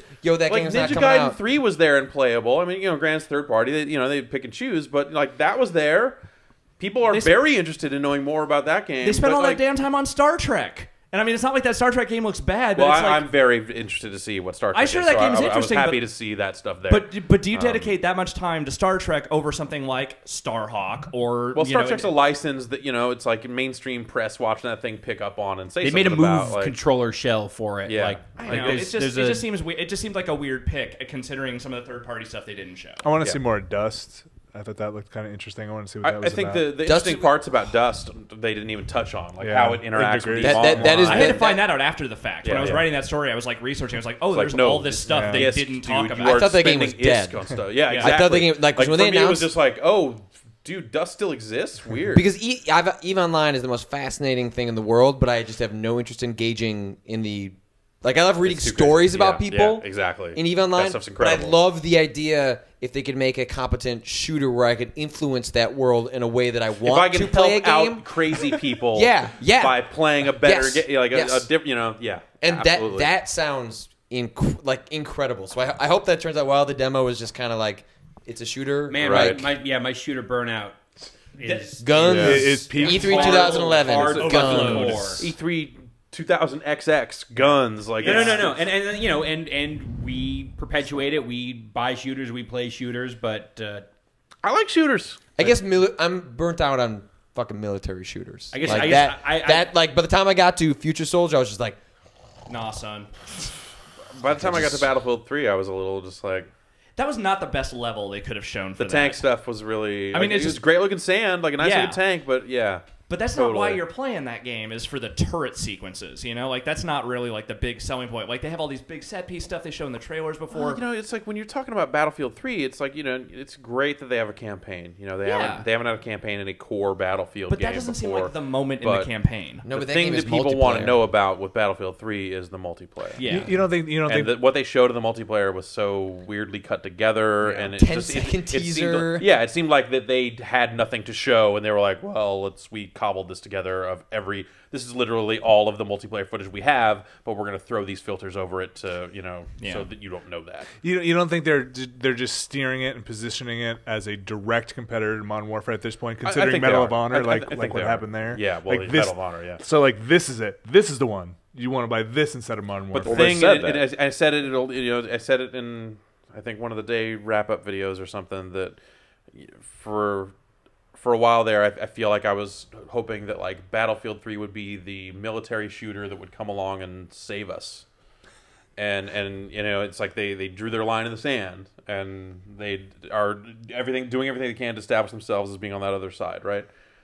but I don't know that I want to be on that other side anymore. I'm not saying that like Modern Warfare 3 is the answer. Yeah. But I'm like looking at Battlefield 3. I remember like all the times playing Battlefield 2 that was just like, this is a really cool game, but it's like so involved in all this vehicle stuff. Like I don't know that I'm dedicated enough to play that game. Well, like you went from like, all right, so Battlefield 3 had dude in like a tank, looked gorgeous. Yeah. But for like what, 15 minutes rolling in a tank, shooting at like a couple of other tanks off in the distance, and you're like this kind of like weird attrition fight going back and forth.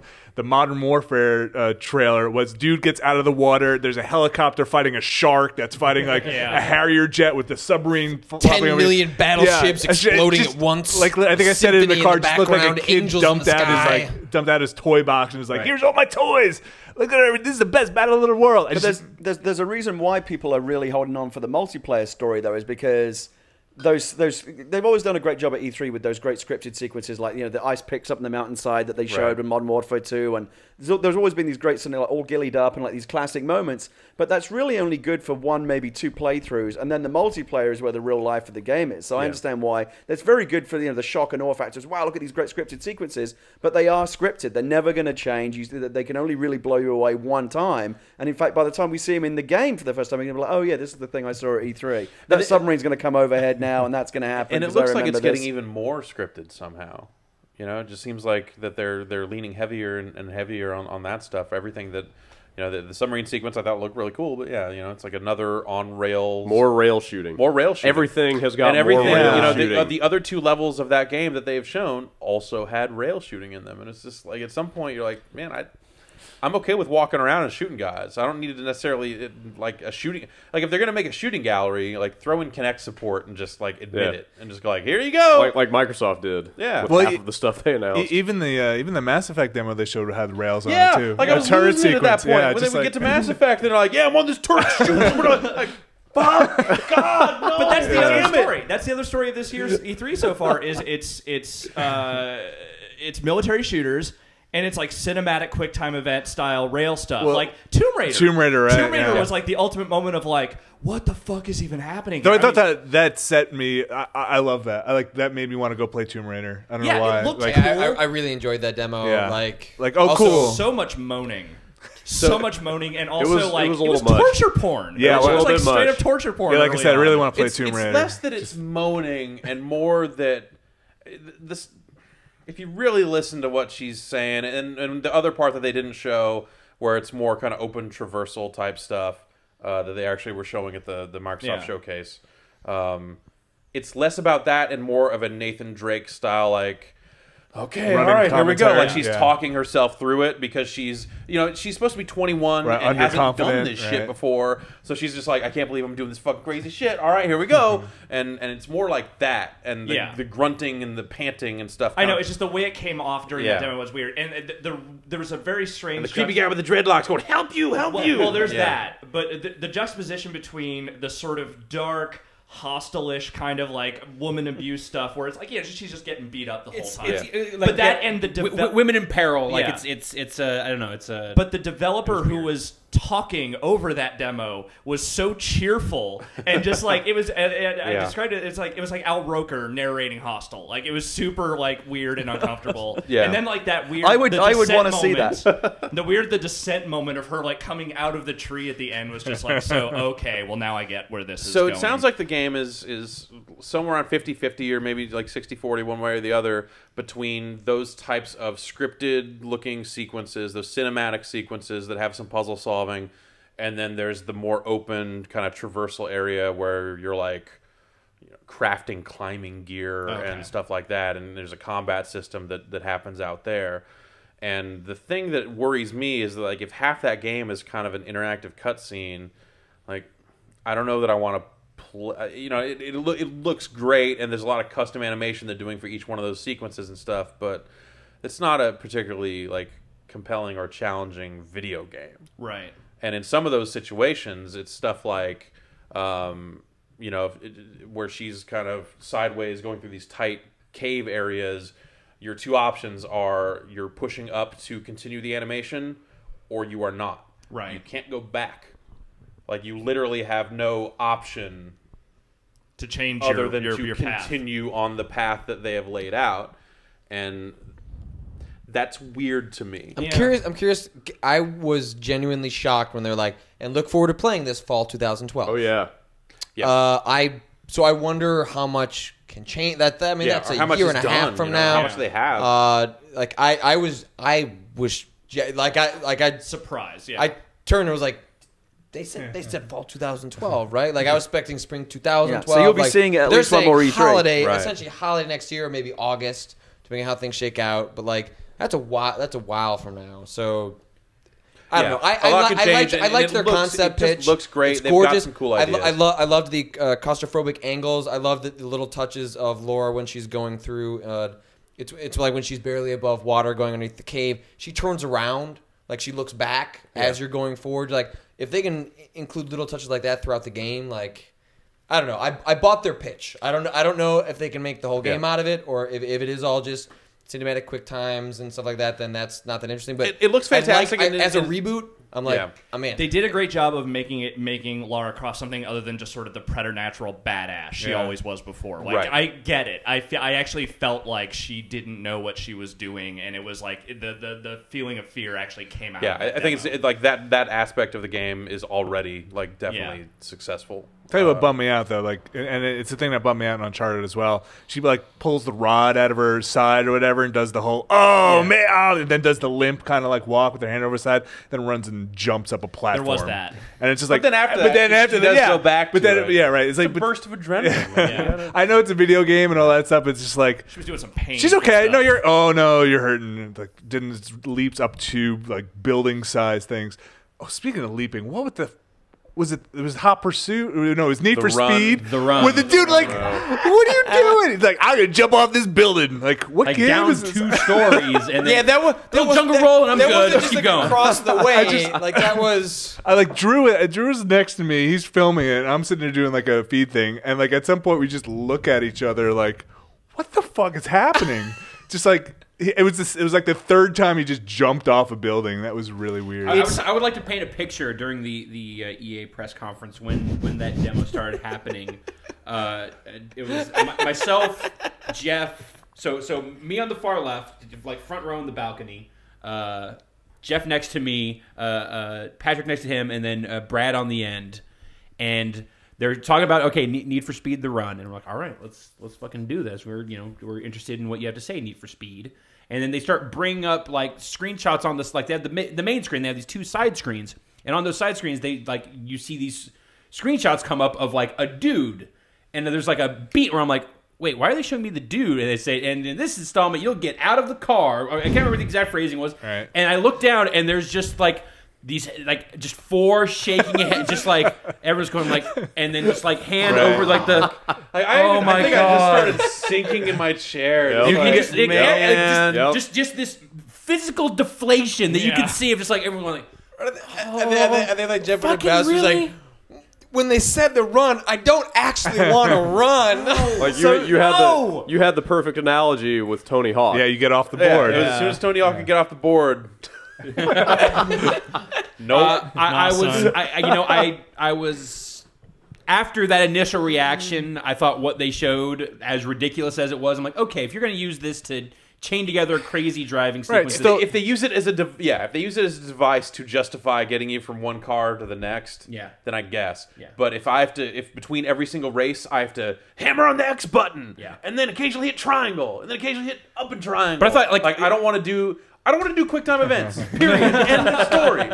Like if that is your whole thing, like why? Who? I thought just play a cutscene and just get you in the next car. But let's not forget. I thought that like what they were showing for what was happening in between like the 2 driving sequences was exciting and crazy. And I also think that it's easy to let that stuff overshadow that when they were in the cars, like it looked sharp. The helicopter stuff was pretty bad. There was movement to that camera. There was weight to the way the cars moved that looked really solid. Like let's not forget there is still that part. Yes, Black Box does not have the best track record with the Need for Speed games, but they have made some good Need for Speed games. So I want to give them a certain benefit of the doubt. And Can someone basically explain it to me? Because I was following on Twitter today, and I'm seeing people going, "Wait, what? You get out of the car?" And I'm like, "Yeah, what the fuck? Like, how does it work?" Imagine, if you will, Indigo Prophecy with the sort of like gestural, you know, like the quick time event type stuff, where it's all cutscene. Like the guy is just—it's all camera swoops and whatnot, and he's like jumping from building to building and whatnot. The premise is basically Cannonball Run, like cross country illicit race, and there are cops chasing you, but way more extreme. And so is the mob. So I guess at one point he's driving in this race, and then he gets T-boned by a car. And has to get out of that car and take off running because they're going to shoot him. It's not like push triangle to get out of the car anytime you want. Yeah, it's like open world run around. Right. It's like it's scripted. Because I was having like scary thoughts about, hey, like how like in the GTA games where like sometimes you just wreck your car and you got to get a new one, but maybe it's nighttime and there's nothing around. And you're like, shit, now I'm just stuck here in the middle of standing in the middle of the road like a dickhead. Like I don't want that. No. This seemed like, at least what they showed of the run. It seems. At least the single player experience is going to be like a linear story. It's like fluid. There's it also it moves like you're racing. This event happens. You're hammering on buttons to get through like these jumps, and there's a chase on foot, and then you fight a cop, and then you get into that cop's car, and then you are on the run again, and then now there is a helicopter chasing after you and raining bullets down on you, and you're dodging back and forth on the road through down a course. Like, you're not just like open world, like, I'll turn right and lose the cops. Like, no, I'm going to go through this course and through this sequence, and this will happen. And then at the end, I will wreck onto this train track, and then the train's coming. I got to hammer buttons to get out of the wrecked car. That guy's got bad luck. So it's a racing game. So I mean, there's driving. We'll see what that. I just wish but I then could they have also been talked in a lot about like autolog stuff being core to that, but it wasn't clear to me what that meant. Yeah, they're just the autolog would go, or they're calling it something out. It's still autolog. But they said log something else, right? It's more some other game. Anyway, no, the battle log is the Battlefield 3. Yeah, it sounds like it's becoming like a ubiquitous EA term, but I mean, it sounded like it tracked like across the country or something. Like Origin.com. Yeah, Origin.com. You know that original EA thing. Is that where all the Origin system games are available for free to download? No. And that was my other second favorite. My second favorite part of the EA press conference was sitting next to Jeff, and every time someone, which was at the end of every single demo, would say, "And you can find more about this game at Origin.com." Jeff just going, "How the mighty have fallen." It's a correct reaction.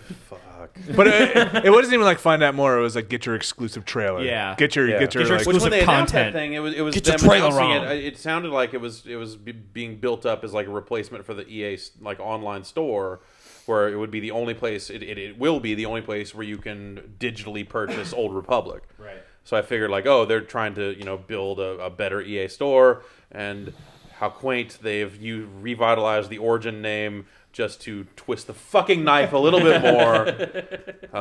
But now that they're like, and you can get screenshots of Mass Effect there too. Like, I'm an old man. Still no date for the Old Republic. Nothing came out of that. No date. I'm not even going to show you that. that. Like fiscal year, like next fiscal year. Right? The last call was a bunch of fucking gobbledygook of like, it's somebody. It's maybe August. Also, maybe end of the year. Also, What's maybe August? Also, maybe by the end of the quarter. But in case it doesn't make the end of the quarter, it's. I feel like it's super telling that what they showed of Old Republic wasn't even new trailer. It was cut together of the cutscene. It was nice. No, it was the old trailers. There was a little bit of new stuff, but it was mostly old. But so really, it was like Greg Zuschek's like speech of like. Oh, it was really weird. It sounded tired. It was like, that was the voice of a man who was given 100 speeches about the game. He was like, look, nothing I can say can convince you to play this game. But no trailer can change your mind. You should play it. But also, just play it, trailer. live it. And now, Origin.com. Roll video. Fuck it. But there was also this element of like, listen, man, we worked really hard on this. Yeah, like you spent so much fucking money and time into this. I don't even want to talk about it anymore. Really, you should just play. It'll come out. You should play it. I think it's pretty cool. Most of the guys I work with think it's pretty cool, and we put a lot of time. We really can't turn around and stop now. Just like sat down on a chair. Yeah. Like, look, spun around backwards, just like I'm gonna get real with you guys. All right, guys. Can I get real? Oh. So I played that game. It's been so long. A couple weeks ago. Yeah. Played like a 4-man Flashpoint, they call it. An epic raid. It was not an epic raid. It was a raid, I guess. Some fashion. Yeah, and it was, obviously the game's gonna have this stuff, but it was like the way that they presented it to us. Like we sat down, the four of us who were gonna play this encounter together, sat down, and they showed a video kind of talking about the different classes and that sort of stuff. And then after that, Nothing at all. The woman who had been in the room said, like, all right, who wants to be the tank? Like, do you want to be the healer? Like, you want to be an off tank? Like, just... It all starts to sound very familiar. Yeah. Sandblasting sure enough, away any playing the game, you've got a hot bar and you've got, mana, and like as the Jedi class, like as I'm building up points that I'm then spending to do, force pull or different attacks, stuff like that. Like it played like any other modern MMO. And yeah, it looks fine. And the stuff they done with the story sequences is interesting, and hopefully they will make their choices meaningful as they say they're going to. But at the end of the day, it is just another one of those games. Yeah, I desperately want to believe, because I love Star Wars, I love World of Warcraft, but I'm kind of done playing. I want something new now. I think if you love World of Warcraft but are burned out on it, and this is not going to be the antidote. Something that's like, if putting Star Wars into that is enough for you, then yeah, I think you'll really enjoy it for a time. Yeah, maybe. I mean, I have so much faith in BioWare, because I mean, they really are the best. I mean, I love Mass Effect. I love everything that they do.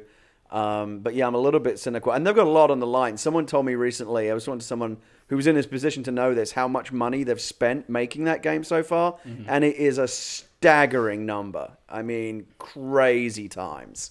So, they're going to have to... This game needs to be a massive success if they're going to recoup what... And they're not even done yet. I mean, there's a lot riding on it. There's a ton of... it's like half the city of Austin is working on that game now. Right. Right. It's...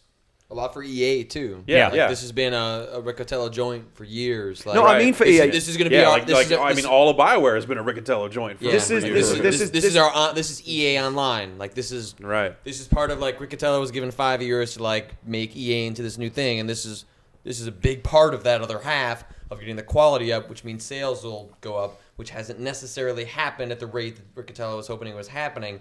Star Wars needs to meet a certain standard. But I just don't think it's going to. I don't think it's possible. I think it will. I think the box sales will be fantastic, and I think like out of the gate, it's going to be Star Wars, and I it's think an online game. Like 2 months in or something like that. Like after people sign up for 60 days, 90 days, something like that, and be like, it's just maybe I think for a lot of people, it's just not going to be different enough for them. No, it's a huge risk. This is one of those games where if it doesn't pay off, like EA's financials for that, you'll see it like in their top line financial statement. Riccatello is going to be on the conference call with his shareholders going, he'll be gone. Yeah. I mean, that's the thing though, is that like if the numbers have really gotten that astronomical, there's no number they can hit. It's like, but no, it's like look at the numbers World of Warcraft brings in. Like if it's but a nobody's going to hit that ever. Like there's never going to be that MMO in our at least in the next foreseeable years ahead. Nobody is going to top that or even match that, what World of Warcraft has done in terms of sales and subscriptions. Well, that's the thing. If you look at the MMO, bar graphs, there's every other little MMO which is down here, and then there's WoW, which is the one massive, spike. And they didn't spend the kind of money making WoW that they spent on making this game. No, from what I've heard. Not even close. And for them to recoup the kind of money that they will have spent... Because don't forget the marketing and everything else, which is a huge chunk, hasn't even kicked in yet. Is that by the time they're, and all the servers and everything, the infrastructure, everything you've got to create. I mean, Blizzard has a whole building of people that does nothing but maintain the game, from month to month, and their burn rate is incredible. But they make so much more back.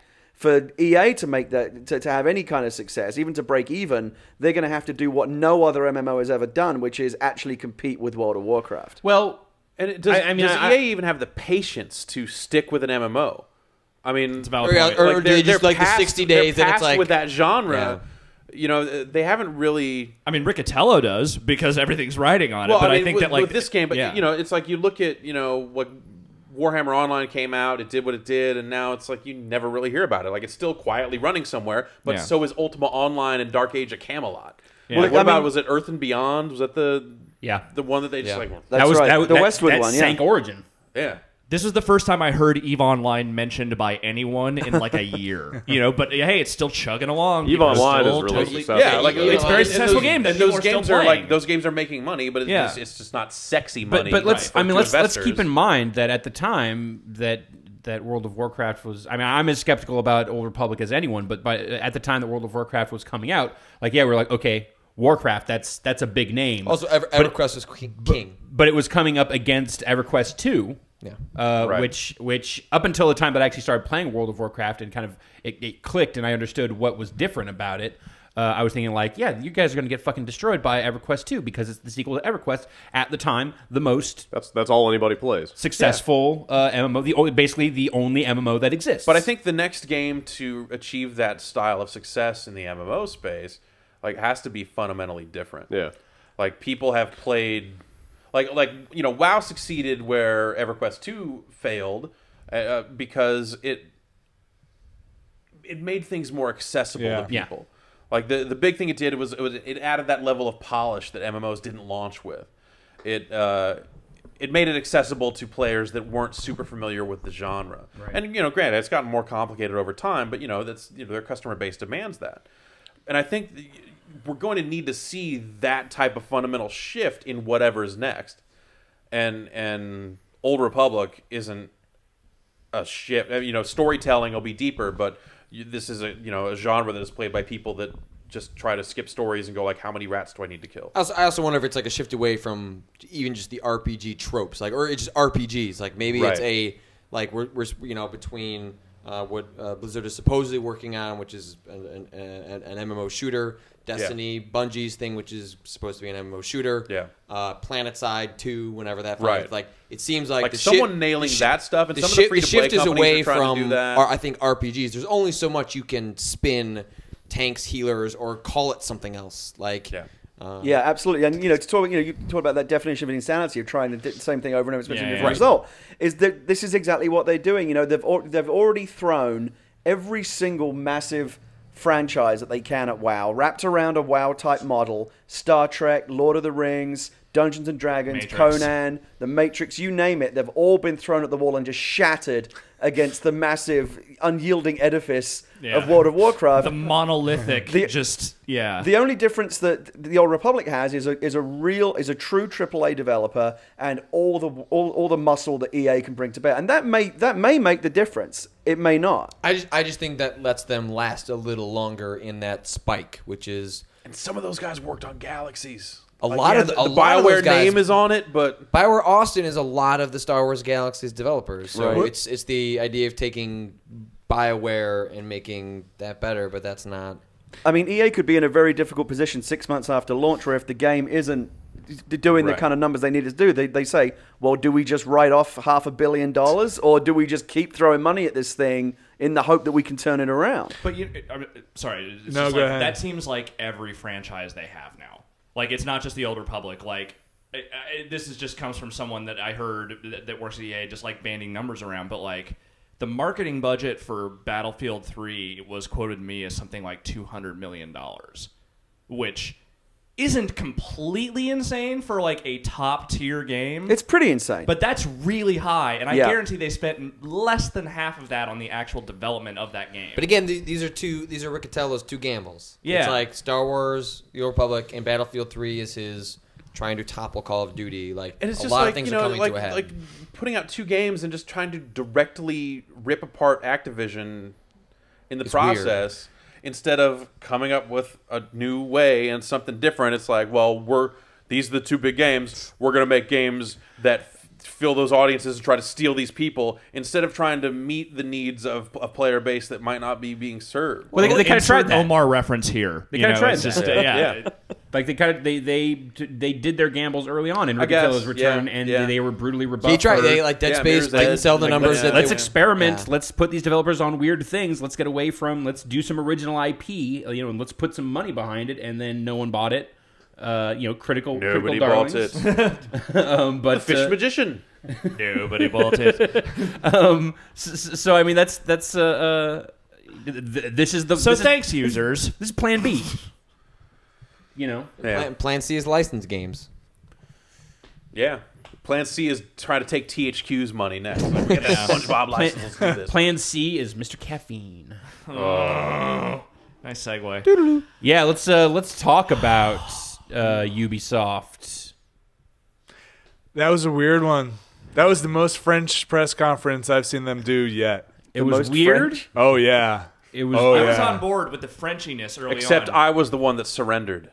Yeah. I just They opened strong. I just felt like at some point I just gave it up to like some like cultural disconnect that I'm just not getting this. It's like watching like getting used to like English humor or something like that. I'm just not getting this right now, but I know Faulty Towers is funny. I will it will click at some point, and maybe like this Like conference will click. It's that Jerry Lewis thing where like he got huge over there, but just never clicked. Yeah. I'm just They have some good looking stuff. They and do. Some really kooky projects that just seem... So okay, before we savage certain parts of the conference, let's talk about the games. Rayman Origin, great opening. That game looks awesome. Looks great. Looks like Earthworm Jim. Yeah, HD. Like Michel Ansel's energy was infectious throughout that bit. Like he was nutty, but it was he was crazy like, and French as fuck. The characters just look so fantastic. Oh, yeah. The art's the music's so good. That Tetris nod was pretty funny. That was funny. Yep. That was good. Yeah. One thing the French have always done is make really good original wacky games. Yeah. Like since the 80s, you know, in the old 16-bit days, they've always done crazy games that you would never see here. Yeah. Like Delphine was French, weren't they? Yeah. Like But so was Titus. Stuff, you know, that was... Oh God. Just saying. Titus put out Incredible Crisis in the United States. They get eternal pass from me. All They right. put out Superman 64. They put out RoboCop. Or was that Atari? No, that was Titus. That was Titus. That Lamborghini game. Just throwing that out there. Anyway, Far Cry 3. Yeah, like, Far that Cry game 3. Looked really neat. But yeah, but I remain like I hope it's because we've talked about Far Cry 2 before, and that like Far Cry 2 I think is a really phenomenal sandbox thing. But the gamey parts on top of it, like the objective structure, was really missing. So I'm hoping that 3 is getting more of that, like those design elements to be more fundamental. Either fun. that or just like you make good on some of the original promises of Far Cry 2 that they ended up kind of backing away from. Like I remember when we first saw Far Cry 2, they were like, well, right now, if you start a fire in this part of the island, Right. it'll eventually burn the whole island Burn down. everything. And I was like, Yeah. fuck yeah. That was a great idea. But they eventually were like, okay, for gameplay purposes, that's just fucking crazy. It got to We the point found where that you gets could- really annoying when the whole island's Yeah, burnt it down. got to the point where you could burn like an 8x8 area and then it would just burn out. You know, Yeah. it was completely innocuous at that point. Yeah. But that Insanity guy, for as like weird as it was, that guy's performance was That awesome. character, great. like, That coming, was especially, I feel like especially coming right off of L.A. Noire, watching that and thinking that's a really well acted like digital character. Yeah. That was really impressive. Like was a little rough at times, but the vocal cadence, like the way he was delivering the lines, like there was some good direction And there. it matched the performance of the character itself, and you know his crazy kind of bug-eyed thing was appropriate. I thought that was the most interesting part of that demo. Like, okay, they went through a lot of crazy dynamic kind of action sequences after that. I think they knew that too. I mean, But that guy but had yeah, big sticking parts. with that guy's performance and really focusing on that, I think was smart and yeah, it was very, very interesting. It was also Good really violence, dark too, like Yeah. very 80s Schwarzenegger Who style was it? violence. Was it Drew that was saying, or maybe it was Alex, graphically sticking knives into dudes. really good. At some point, you just want someone to go, I don't need the gun, John. But it was just happening. Stick around. Happening constantly. Well, like the weird, not just in like Far Cry did everybody it. had it, Everyone has some sort of like even Mass Effect's got it. Let's show like the brothers. Energy What Blade, was it? dude. The Brothers in Arms. Fearsome Foursome. Fearsome Four. Wow. That looks fucking Fury. crazy. That was crazy. But that was just Inglorious Bastards, which kind of. But is it Glorious Keep in Bastards? mind that they opened that up by saying like, yeah, Brothers in Arms. Yeah. We're really serious about World War II. Yeah. You know, we really respect all this stuff. And then, by the way, here's Inglorious Bastards. Like, because it's Gearbox. I thought it was a great rope a dope Yeah. on Gearbox's behalf of like of really playing up the like the serious nature of Brothers in Arms. pretty funny thing. It's like one of the first sentences he says where he talks about like it's about more than duty and honor. Yeah. On the script, both those words were capitalized. Yeah. Oh, really? Like very stress this? specifically, like, oh, you mean like the video game? Didn't they kind of do this concept with Battlefield Bad Company? where it was more of a caper kind of thing. This is crazier. But it's like super deformed character. Like the characters are more cartoonish in more like Team Fortressy. Yeah, almost. Okay. But super violent. Sitting on the toilet say Shiza. Yeah. Like, but that all was his right, exclamation. I can buy that. It was really entertaining, but it really was that scene from Inglourious Basterds. Like that stung a little bit. Of like, come on. Okay, that's fine. You know, yeah, it's super derivative, but at the same time, if that game is just Left 4 Dead, but you're shooting Nazis instead of zombies, that's fine. That's like a cool reversal for one thing. What if they were both? There will be a zombie mode. $1 million. $1 million to Jeff Gerstmann. I would play that game. I know. I think it looked really fun, but I just like the whole time. Well, watching it was all pre-rendered. Like, who knows what that game will actually be? But just waiting for that Aldo Rain speech to come out. I feel like Duke Nukem is rubbing off on Gearbox in some weird ways. I still think calling it Brothers in Arms is weird. Like, if you go back, like they shit on other Gearbox has shit on Call of Duty and other companies for being like, you guys do not take your source material seriously enough. Right. We interviewed these people. We play up certain aspects of it, but like we go through and make sure it is authentic to the experience of these different squads. And it is kind of shitty to go back on that franchise and be like, yo, tomahawks to the head. I think Randy Pitchford's just lost his damn mind somewhere along the way. Like, I think he just snapped. Yeah, it's kind of like if Spielberg suddenly did a Saving Private Ryan sequel with like wacky Colonel Klink type that Nazis wouldn't be cool. Like, call it something else. Right. Like, it's just weird. I wouldn't be surprised if that was more publisher focused. Like, they wanted to make something that was not Brothers in Arms, and then someone said, yeah, but we have this brand that people know, so hey, check it out. Yeah, who knows? It just seemed really crazy. But speaking of the knife stuff, when they did the setup for Far Cry, and they were like keeping it a mystery, and they're like, you're with your girlfriend, you crash on an island, you're alone, she's been kidnapped. Check it out. And they forgot to mention, like, you're also some ex-special forces guy who can, like, disarm a guy and chuck knives across an island. And immediately throw a knife into someone else. Because, like, you're a photographer. Also, that guy had, like, a voice-disguised rapist voice. Oh, no. You're coming onto this island. Oh, that guy. The guy who did the introduction. Yeah. Also, we gassed the audience. Do you love her, Dad? Yeah. It would be so easy. Would you have me? I'd have me. So like, as that demo started going, I was like, okay, like, here's another dude who's kind of like in this precarious position. He's gonna have to like figure out how to use guns, and it was like, no, he's already got that under control. Like, the first move he does is like sneak up behind the dude and do like the neck snap. I was like, oh, okay. All right, where's your Hawaiian shirt? Let's go. That was another case where the teleprompter just straight up said, like, the line he said after it was all over, which was, welcome to Far Cry 3. I was like, oh, this is totally Far Cry 3. So there was no suspense. As the demo was going. Even above above that. The jungle appeared. Even above that, it said, like, roll Far Cry 3. Right. Yeah. And I was like, I actually leaned forward. I was like, okay, cool, this will be the top. I was trying to figure out why everyone was so surprised. I was like, of course it's Far Cry 3. Right. Yeah. He said that. It says right there. It's like, no, he didn't. Yeah. It's like, especially with a franchise like Far Cry, which is like, I know a lot of people like it, but it's not. I don't consider it like a quadruple A franchise or anything. It's like, unless it's some game that, like, some legendary franchise that's been dormant for many, many years, and now they're bringing it back. It's like, it's like they're setting up for a big reveal where they go Far Cry 3. You kind of go, yeah, okay, I guess you made another Far Cry. Right. Like, how excited can I really get? To be fair, it looked really good.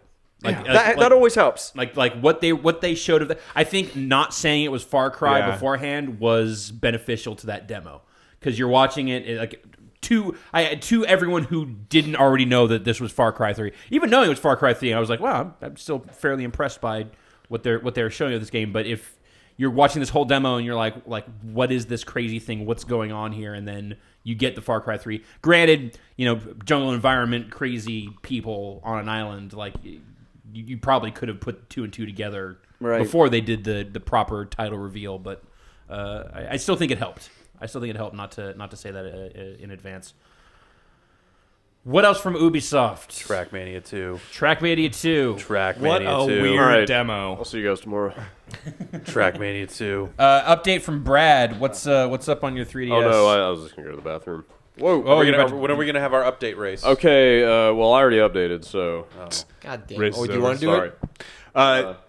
During the TrackMania part, during Like the everyone's feed, like doing I this. was monitoring the feed. The mics were out for the two ladies who were demoing it, and it was total silent. Like it was just like a room mic you could hear. Oh, weird. So it was like, oh, They're fine in the auditorium. Somebody sabotaged the TrackMania. I could demo. hear her on the stream I was watching. Oh, really? Yeah. All the direct feed stuff, they just totally out. Weird. So I played TrackMania 2 a couple weeks ago. Does it look like that? Does that actually like Yes, what that they is- showed? That is exactly how it looks. The Canyon Did trailer? they show TrackMania 2 Canyon. Shoot Mania? No. So the idea there is, if you remember TrackMania, I see eShop. I can see eShop from right here. When do we hit update? Have you hit update yet? No, give me a second. Okay. So TrackMania TrackMania United Forever right now is like 6 different environments or something: the stadium, island, all that stuff. So this TrackMania 2, what they're doing is they're just releasing a canyon environment. So it's the canyon cars, the canyon art style, that sort of stuff. The idea is that 3 months later they will release another one. But it might not even be TrackMania. It might be Shootmania or Questmania that they release. Which that maybe seems a little crazy because they haven't shown any of that, and 3 months after that is not that far in the future. Yeah. And the plan is to do 3 environments for each one of those 3 games, and eventually have them cross over in different ways. So you will have universal currency for the player-run stores and stuff that goes across the 3. The Mania world. Yeah, across Mania Planet. Right. And then at some point, they said they kind of left it to the imagination, but they're like, and you could maybe imagine that some of the things you create in one might factor into one of the other ones. So I don't know if you're going to be able to make it so like I drove around this track and then got out and shot a gun and then I swung a sword. Like I don't know where it goes. Yeah. But they're out of their fucking minds. Making good on the Mania. And I bet it'll be Yeah. crazy because like TrackMania is made by lunatics. Yeah. And they are being left to their own devices to make something even crazier, across not only driving games but first-person shooters and all right. I think I was a little out of the loop on what TrackMania has turned into over the last few years, because I remember when that was just some hole-in-the-wall ass PC thing that some crazy Eastern Europeans were making. Like just some dude was publishing it. They're like French, there was, I think. yeah, but like still accurate. It's just that they have found this weird toehold and it gotten. was in an E3 press conference. That is not a thing I ever thought TrackMania would do. Yeah. Yeah, but it was That's in last Ubisoft. year's, right? Yeah, Where they yeah. announced They that announced we're doing Mania Quest Planet. Mania, Yeah, we're yeah. doing Shoot Mania, like. Shoot Mania Yeah. sounds like Shoot the Mania. best fucking thing. And it's like if ever. you think about like the way that the level editor worked in the great previous name. game, and they're just getting even crazier with the way people can create levels and the things that they can customize. So I mean, if we're already at share music and like all these other weird tracks that are being made for the previous game, Right. Imagine when you start applying like that to a first-person shooter. Like, what can I people don't make? want to. It's not a future I want to envision. The two ladies were talking. Let's just say their mouths were moving because we couldn't hear updating. anything. And it I'm was updating over here. And it was just it was like TrackMania logos up on the screen, right? It was TrackMania logos, then like text, and everybody's kind of looking around, and be like, are you getting audio? Are you getting audio? Are you getting audio? And then about 6 minutes in, they just show a sea of cars flying off a cliff, and just from underneath, just like the sky goes black with cars as they all come down, and everybody's just like, what the fuck is going on? Like we didn't get any of that until it was just cars flying off a canyon. That made me really want to play TrackMania. yeah, for sure. Like, look at all those cars. What are I they mean, doing? I had the same reaction, and I heard everything. I was like when you see just what? like 50 cars flying off this track, you're like, what? This game is nuts. Yeah, it was weird. That was funny.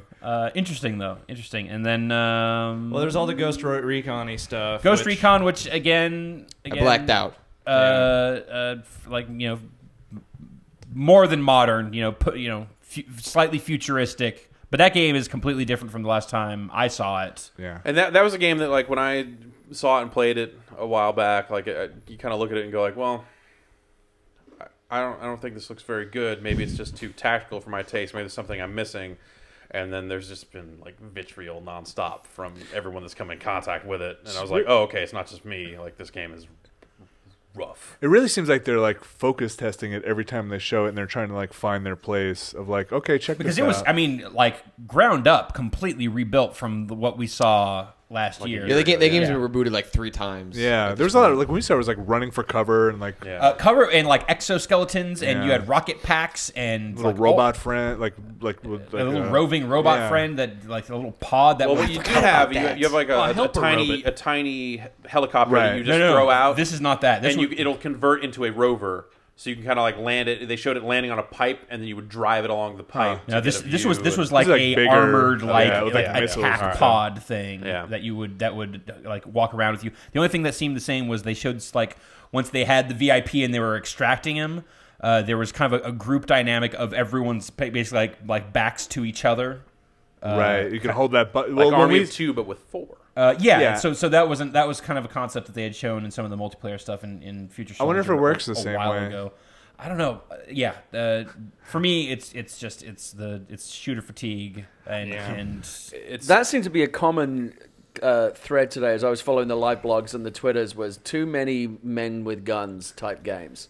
Modern men with guns. I think it was like I had made one of those comments too. It was like I just too many guns. I think it was, but it was the military shooter. It was like a lack of unique settings, uses of guns. Like when I saw Overstrike, Insomniac's new IP, like that's got guns, and I was super jazzed about that. I was like, Insomniac 4-player spy co-op thing, assumingly based on like class-based, like weird gadgets, personality in it. Yes, I am into that. Cartoony, a little sense of humor. But getting into a tank, getting in like just again like you go down the path of Modern Warfare 3 where like it's just make it World War 3 because the only path is to be more ridiculous. I just wanted something stylized and different, and I just every time like the future is not that. Yeah, and it's the near future. The big thing with Future Soldier is that they're going to talk about Intel over and over again with this game because it's a big facet of the multiplayer and even just in the co-op campaign of just like.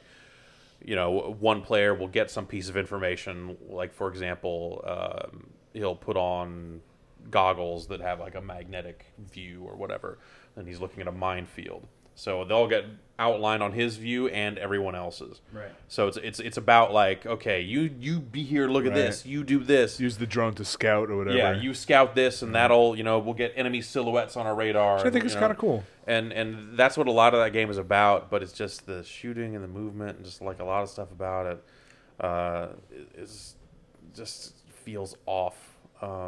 It just kind of seems like the modern warfare games now have become so all-consuming. I mean, EA wasn't really able to make much of a dent with Medal of Honor. It just seems like the environment for games like Ghost Recon is it's tougher than ever now for these games to find their own space. They used to be able to differentiate themselves really well by being more tactical and like a little more serious, I guess. But and this game certainly, it's designed to be played in a tactical fashion. Like it's 4-player co-op. Like we're each going to tag an enemy, and indicators will appear so we can take simultaneous shots to shoot them all at once and stuff like that. But it looked like too many systems bolted onto a third-person shooter to the point where it's just like I don't really want to do that. I don't know. It's or I want to do that in a better game, and I don't need to do this in a Kinect to modify guns. Like nothing about that. Or like Gunsmith. If you're gonna go all tactical, then be like, give me a random gun. Right. What? Show me a random gun. Yay! Well, that's we interviewed a lot of Navy SEALs and stuff, and they oftentimes just put a random gun together. They'd be like, give me a random gun. Like a pillowcase full of gun parts. Just reach into it. Just slap a bunch of parts whatever together. You got. Random gun. Is that a stack of pennies? Bolt that on. I might use that. This is a cane that shoots ball bearings. Yeah. Take it to the field. Let's go. Right. I mean, I understand the concept of like fun, but yeah, moving away from the Ghost Recon where you had like 7 layers of going prone into like, give me a random gun. I mean, I really liked Graw and Graw 2, and those were really great games, and it's too bad that I don't think they could even just kind of follow that up as directly as maybe some people would like and get away with it. I don't know that people would be that stoked about it, but yeah, Future Soldiers. It just looks kind of crummy, like performance-wise. It seems like they've tried, given that we've seen how much has changed each year. Yeah. Maybe just this doesn't work. You know what I mean? Like when you try and reinvent the same thing, because it just doesn't. Because the reason they went back into this recent reinvention was because the beta test went so they did a private beta test, like people could download it, like it was on Xbox Live for a little while, or PSN, but like it went like terribly, and so they took it back to the drawing board. and then we saw this new one, and eventually it's just like, guys, maybe it didn't work.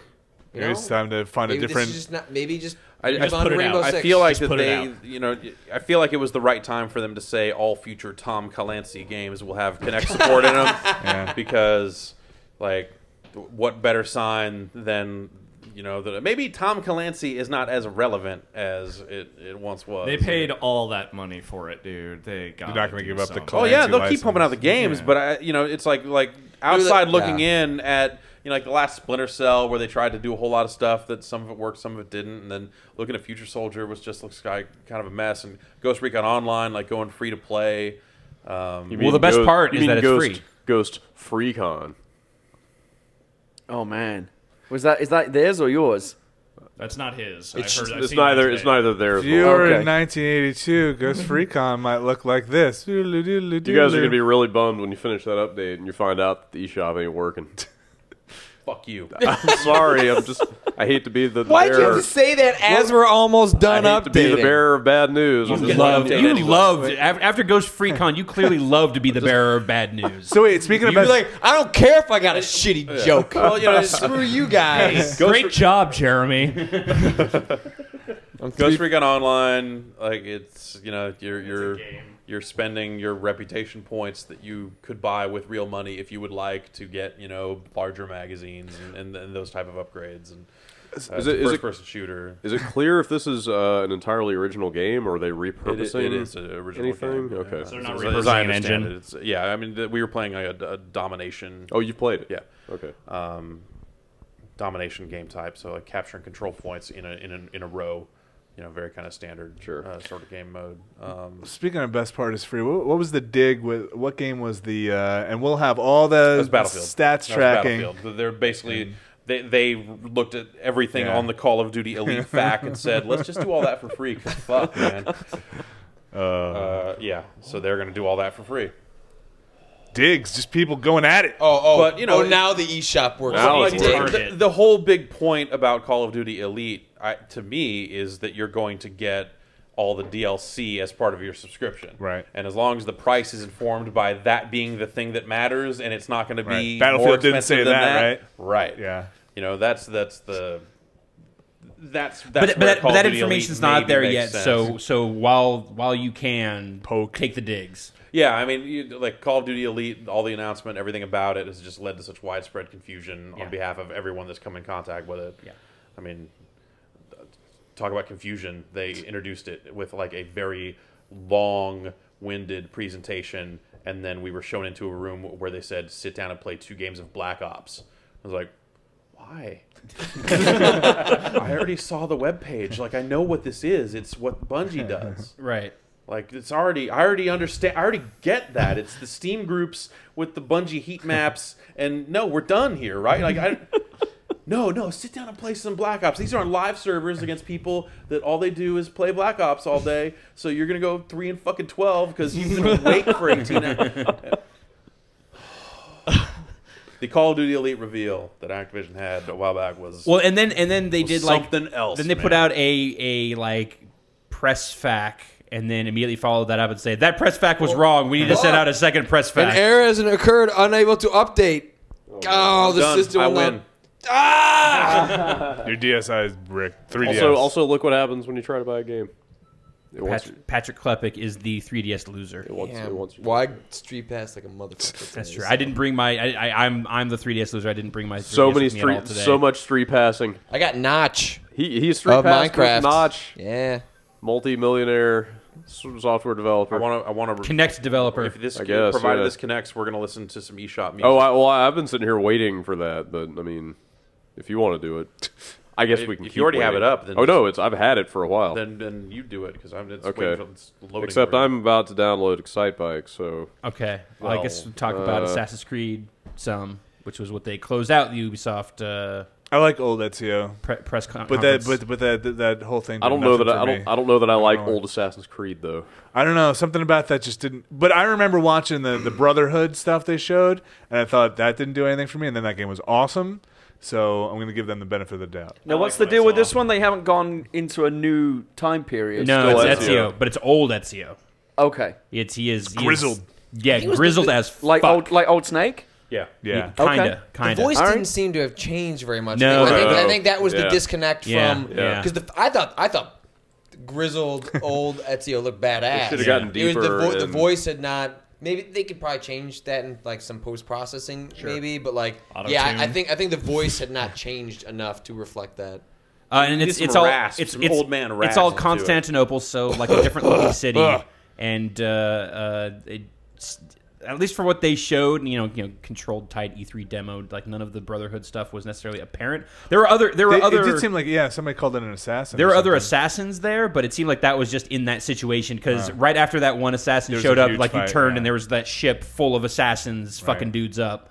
But it's just this crazy sequence where he is basically just torching all of these Templar ships. I didn't like that in the bay. Another turret sequence. And another turret That sequence. looked cooler than the other turret sequences today, though. I know, but it's. I don't know. I don't need like weird made up medieval flamethrowers like in my Assassin's Creed. It made sense as with opposed Da to made Vinci. up guns. Yeah. Well, maybe it was the shooter fatigue, and that being a not shooting dudes game, like at the end and a good one at that, like led to me liking it more than I normally would. I mean, I'm not the biggest Assassin's Creed fan in the world, but that looked all pretty cool to me. Like I was pretty into it for the most part. I was just kind of hoping that there would be another like era jump, like this one would be in Victorian Well, so London or something. I don't know. Ottoman. they had a little CG like intro thing like they usually do, and they hinted at some of the connection to the Altair era, and they keep on talking kind of around it some, but that you will be playing as both Ezio and Altair, and Desmond. But really unclear like how that's going to play out, what that connection is actually going to mean.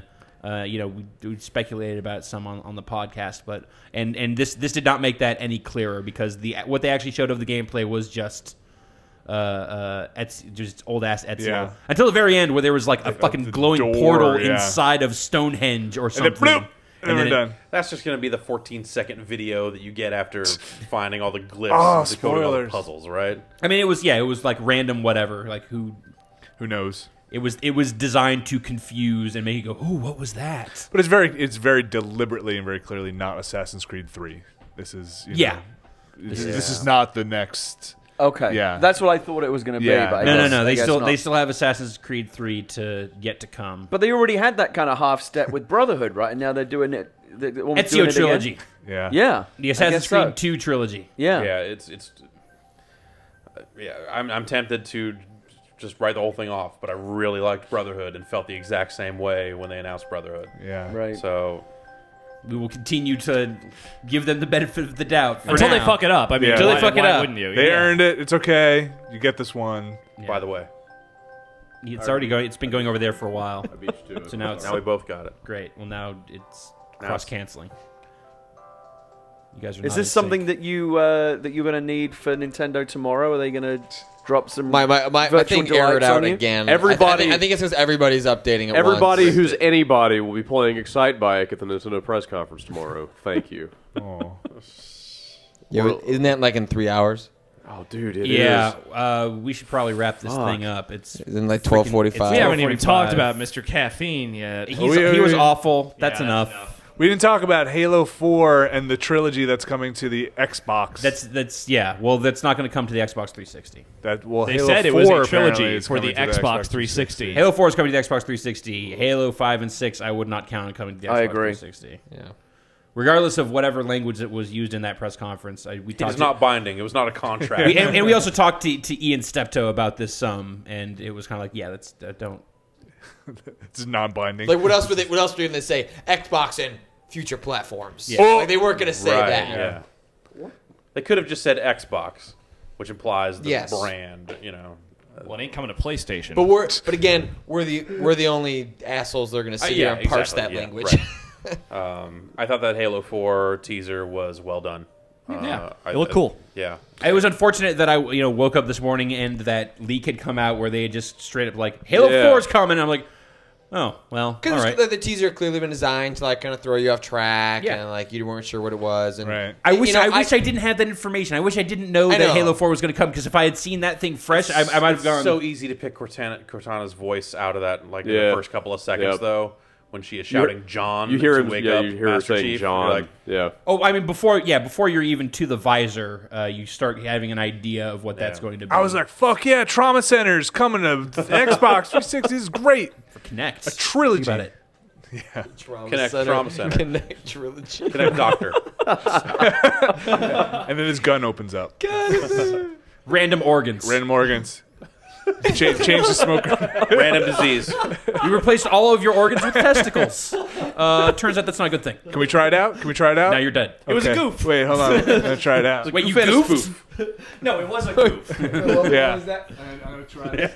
Right. Oh, yeah. And Kinect gun shooting by, like, flashing back here, like, yo, yo, yo, yo. Like, no, not cool. Jeff, do you want to talk about some of the stuff you saw at the Microsoft event tonight? Yeah, so after Sony hanging out there for a little while and realizing there were way too many people there to actually play much of anything, you guys got to run into some separate room for Vita stuff, right? Yeah, and then that's pretty much all we did. Microsoft was also having an event where they were showing off some of the first-party stuff, but also some of the third-party stuff was there. The full Summer of Arcade lineup was there. All labeled as Summer of Arcade? Yeah. What is it? Can you They announced Oh, yeah, yeah. I didn't hear they it. announced it that I wrote a before the thing press on the conference. website. It's Incredibly Strange Shadow Planet. Okay. From Dust. From Dust. Insanely twisted shit. Yeah. I'm on a roll It's Kinect Fruit Ninja. Bastion, right? Bastion. Yes. Bastion. And, Toy Soldiers. Toy Soldiers. Another Cold Toy War. Soldiers. Wow, that's Toy a big. Soldiers, That's a big one. Wait, Kinect Fruit Ninja is one of the. Yeah. It is Oh, one yeah. of them. So that's Some 5. shit for that. That's 5. Yeah. Wow. That'll be end of July-ish. Fruit Ninja's a around good there. game. Start I think from Fruit everything. Ninja might be the first thing that I actually dust off my Kinect for in a long time. I can see myself It playing. makes that. sense. It makes sense for Makes Kinect. perfect sense. Yeah. So no Trenched and No, Trenched already. I mean, they had already announced a release date Yeah. for that. It was like Okay. end of June. So and no, but no when Fire they- Pro. no Fire. But when they put out the press release email for like, all right, official Summer of Arcade announced, they did plug Trenched in there and said, okay. hey, also in the summer, Trenched is coming. It's a Microsoft game. Yeah. Sure. Right. Yeah, well, yeah, it's true. Interesting. Okay. So yes, Jeff, Summer of Arcade stuff. Did you? Dance Central 2 was there. Okay. We spoke with one John Drake about that product. He's a harmonics representative. That was he. He seemed like an asshole. Yeah. So aside, Alright, whatever. aside from multiplayer, what are they doing Um, to make this a sequel? it has multiplayer. Also export. Yeah, you can export the songs from the first game into the second game. I mean, I would take that as a given, yeah, right? Right. There's a You can now. There's a there cam- was a time when that was still kind of a chintzy there's thing. a campaign, including a 2-player campaign. The multiplayer is full jump in, jump out. Well, like a so- career from like a plucky street dancer to I dancing hope at like so. the big I show. hope so. Yeah. Okay. There's new motions too. Like they've done some stuff with like They said the over text, so- 1,700 dances. Yeah. I think is what the number Wow. was. And voice support, voice recognition for the menus. There's weird sexual if you just- whispering if you just happening say, over on this couch. Play like a G6 on medium or something to that effect. Open It'll that gift. skip past all of the menus. Open that right, gift, right That's there. good. That's good. Open your gift. But I think like real multiplayer is kind of the reason you come. That your microphone is in your lap. Two people is not dancing helping. at once. At Is that once, okay. yes. And if one person jumps out, like they just disappear, like full on jump in, jump out stuff. So that's good. You can disable freestyle if you want, like the freestyle sections of a song. Oh yeah, because some people don't like that. Right. So if you don't want to do that, you can disable that. Right. That won't work in Dance Central 1 songs because they Right. don't have choreography Oh, programmed yeah. for those spots. But everything going forward will be DC2 compatible. Did you see Halo? I did. Didn't play it. They were showing demos. The remaster. Yeah. So Did you get to do the thing where you could toggle between the new and old versions? How did that look? You are quickly reminded that the original Halo is an old game. How do you toggle? It's on the fly. Like while you're running, you can just hit it. And right now, in the build they're showing, it actually takes like a few seconds, but it is meant to just be like You just pop, hit like pop, select pop, or pop. something. Yeah, it and- might just be the okay. back button or something. That's great. So all the geometry is exactly the same. It's just No. like texture and stuff. Like would you like drop down or something? No, well, okay. So all that geometry is the same, I guess. Okay. But like, because it looked when they did it, You it know, looked like the polygon like count was geometry? so much higher. yeah, yeah, for sure. How are they going to price that? Is that going to be a full $60 It'll game? be $39. Okay, that's pretty good. Yeah, and it'll. So the multiplayer actually runs off the Reach engine. So they have this engine for the single player game where it allows for that toggle back and forth, and it actually is the original Halo code, with a new graphics engine sitting on top of that game that lets them do all the toggling and all that stuff. So when you play it, they claim it will play exactly like Halo played because it is in fact Halo. That's cool. That's kind of crazy. Yeah, actually, it's really crazy. If you think about the multiplayer on the Reach engine, yeah, the original with the new graphics wrapper on top of original Xbox code, which is originally like Mac code, right? Like if you really think about it. There's some weird. That's messed up. There's probably an id Software license in there somewhere. Yeah, exactly. I can totally see myself buying this. I have a lot of fond memories associated with the original Halo. I'll totally go back and play it. Halo 1 again. Did you ever go back and play Half-Life again when they redid it on the Source engine? It was great. It was just a remastered version of the game that you love, but brought up to today's standards. I think it's a really smart game. So they're adding online multiplayer where it didn't have it. So 2-player online co-op.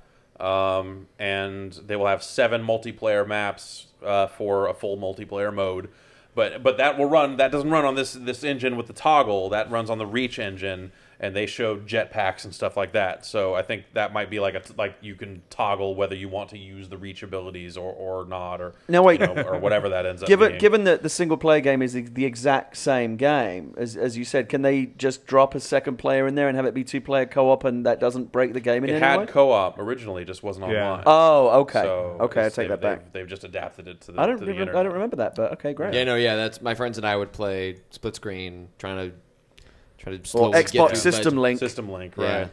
Yeah. So the other thing is, I guess they made it sound like that when you buy this, it will also come with a download code for those 7 maps that you can then download, and if you just put in your Reach multiplayer disc, you can play all of the Reach maps and these original Halo maps there as well. So it's a way for you to just have the complete multiplayer experience of Reach and Halo 1. That is great. Right there. These are like all on awesome one disc. ideas. It seems really smart. Yeah. And yeah, you know, it's. Well, it seems like really good fan service. It seems like if you want some Halo, right? Here's a bunch of it in as many ways as we could think to give it to you. And the fact that it's so integrated, like the idea that you could just pop in those maps is just or they could sell those maps to players that just have Reach that. Theoretically, just to get the player base to have those maps and have it be, successful. Well, plus, it feels like they're just like stoking the fire for like, hey, if you missed that on Halo 1, check this out because Halo 4 is coming up. So they are added. There will be terminals in the game. Little like we can get notes, spots where you can stop and get notes. And in like Halo 3, these were just like text or something like that. Here, they're going to be like fully rendered video sequences that will kind of set up. Some of the story for Halo, and they say they're also actually leaving some stuff in there that will point to Halo 4. Well, that's the other really smart thing about it, is that aside from being the fan service for the original, like people like us that want to go back and re-experience the magic of the original game from 10 years ago, is that they also maybe open the door to new players that maybe don't want to pick up Halo 4 because the mythology by this point is very intricate and baffling. Yeah. That here's like a remake of the first game in the series feels like a natural entry point for a new generation of players that haven't played it before, but don't want to go back and play the shitty Xbox One game. Right. Yeah, but at the same time, like the standards of gameplay and like what Halo is kind of changed a lot in terms of just like the difficulty and balancing of that game. Like, it has that Magnum pistol that is incredibly overpowered. Do you want to play the library again? So they said that they would not say specifically what it was, but they said the library will we know. So like they're doing things that they are tweaking. They might make some changes. It's like maybe they'll be optional. The library maybe is really not. the only sticking point of that game that people talk about. Like there should just be like basically level. like a hole in the floor behind some wall that just drops you down 7 levels to the library, and you're just like at the basement or something already. Right. Yeah. It's like we added a ladder. And you just walk down the ladder, and you're in the end chamber, and you don't have to go through those stupid like swarms coming at you. Yeah, who knows? It could be. Or like you can take a nap in the corner. They also talked about potentially looking at balance for multiplayer, which is interesting because I have to imagine that would also impact Reach. And these are 343 guys talking about this, even though they did not develop that game.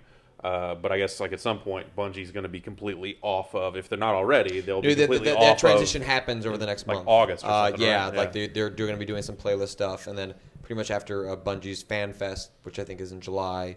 That's when they complete the transition. Yeah. So then at that point, it'll be 343's game to break by changing the balance or you know whatever, or fix. I guess you know depending on your perspective. It's interesting that.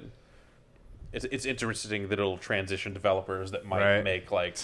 I wonder if a lot of them are sitting there going like, "Fuck, man, I can't believe I've broken this game. I can't wait to get our hands on it. Fix this." It's a public too. Like they're talking about a transition. Like that usually happens. Like a company goes under or gets assigned to a different developer. Like this has been like trying to treat the fan base as respectfully as possible. Like It's like the most amicable handoff you could imagine. Let's have an adult conversation about how Halo's changing developers. So you'll be able to like dual wield in the multiplayer? I guess so. Because you can't in the single player, right? No. Right. No. In the original Halo, that was a Halo 2 thing. I'm just trying to Halo think about 2, Reach. 2 pistols. Reach, I thought. Well, maybe not Reach because those. I don't know. You know, it's been a really long time since I've played Reach multiplayer. I feel like going back to Halo 1. I can't have this conversation with you. There will be like a bunch of stuff that I just don't remember that was not in Halo 1 that was in the rest of the series. They're like redoing all of the sound and the music, keeping the VO. You know, so they're not changing the voices, but they are. Are they gonna keep the pop in? They're remixing the music. The texture pop in. I think texture pop in is gonna go. Oh, what? That's what the classic mode is for. You can toggle texture pop in. Well, you toggle back to the original game. It'd be awesome though like shit. But it would be awesome though if it still streams in too slowly. Right. You can pick it, or you can pick and choose your original effects that come in. Breaking disk drive. They also alluded to potentially doing like some special bundles for the game, and people were specifically asking like, "You going to release like an original Xbox controller for this thing?" And they were like, "We can't, but we'll see." Well, a special edition 360 that looks like an Xbox One. Yeah, or that. Oh, that'd be cool. Wait, do you want the original Xbox controller or you want the S, like the smaller one? I think if they're going to... I want the big $6. If they're going to do this, they need to go all the way with it. Just do the big honker. Just make a 360 version of that ridiculous controller. I was one of the few people that liked that massive controller. I would buy that, even though I'd be ashamed of it. Oh. I would buy that. I was one of the very few people that liked that massive controller. I like that big controller too. Yeah. But I did not mind the that controller was awful. It was ridiculous, but I loved it. It felt very comforting. It was like holding a big pillow. And those little white and black buttons. It was the black and white buttons. That's the worst comparison. The black and white buttons were so bad. So weird. Oh yeah, they weren't good. It was the Ford Expedition of game controllers. It was. It was. Excursion, in fact. And then like the S cam was like, oh, okay, we do know how to make controllers. And yes. This is good. Jeff, I feel like we need to start wrapping this up, but I still want to talk to you about Forza. So, yeah, man, it looks great. Cars. The cars look. They're coming out with a new wheel. What? They're coming out with 2 new wheels, Fanatec wheels for 360, an Elite wheel and a Vita regular wheel. You think I should buy one of them? You should Look not. at the glint in his eye, though. You think like does it have a shifter? I drove with it. It felt great. The Elite version has the shifter. Shifter, okay, and a separate handbrake. Okay, and like pedals with the clutch and everything. Don't buy a racing wheel. I think I might have to check this out somewhere. It felt great. Don't buy a racing wheel. It was really nice. It was a really nice racing wheel. Did it put you in like a seat and everything? Yeah, it was a seat that actually was. You think I should buy the seat as well? Around and all that other stuff. The that whole like, thing? if I had that whole rig, it would be awesome. It would be great. Yeah, right. D-Box code integrated in the game. Yeah, I don't know. It was basically like it was a D-Box-esque experience. So I don't know if it is one of those chairs or not. But I will get on board with the chair. And they also did the 3 TV thing. So basically, like that whole thing. I spoke with one Brian Eckberg, who said like, it's 3 Xboxes with 3 copies of the game and 3 TVs, just like they've done in the past. Yeah. To do the kind of the triple view, and then there also has to be a PC to run the chair. Oh, nice. And the chair. So basically, as far removed from what your actual experience playing the game will be as possible. Yeah, it was fun. Whatever, man. Great though. I was like diving into turns and stuff. I've got 2 360s already. I've got a PC. I'm like halfway there. Yeah. So let's go. But Jump in. Playing that, like it looks fantastic. And it has, all those kind of same levels of assistance and stuff to kind of appeal to different levels of drivers and stuff. And I went through with a couple of different cars, and it's like an old kind of muscle car, and then a Subaru, and it's the They cars. show like the painting stuff or like new ways to put clip art No, this was just like, hey, you want to racing? drive. This Okay. wasn't like, let's get into decals and vinyls and all that stuff. No, but that's. But you assume all that stuff is going to be in there. That stuff is in there. They have said that it will return.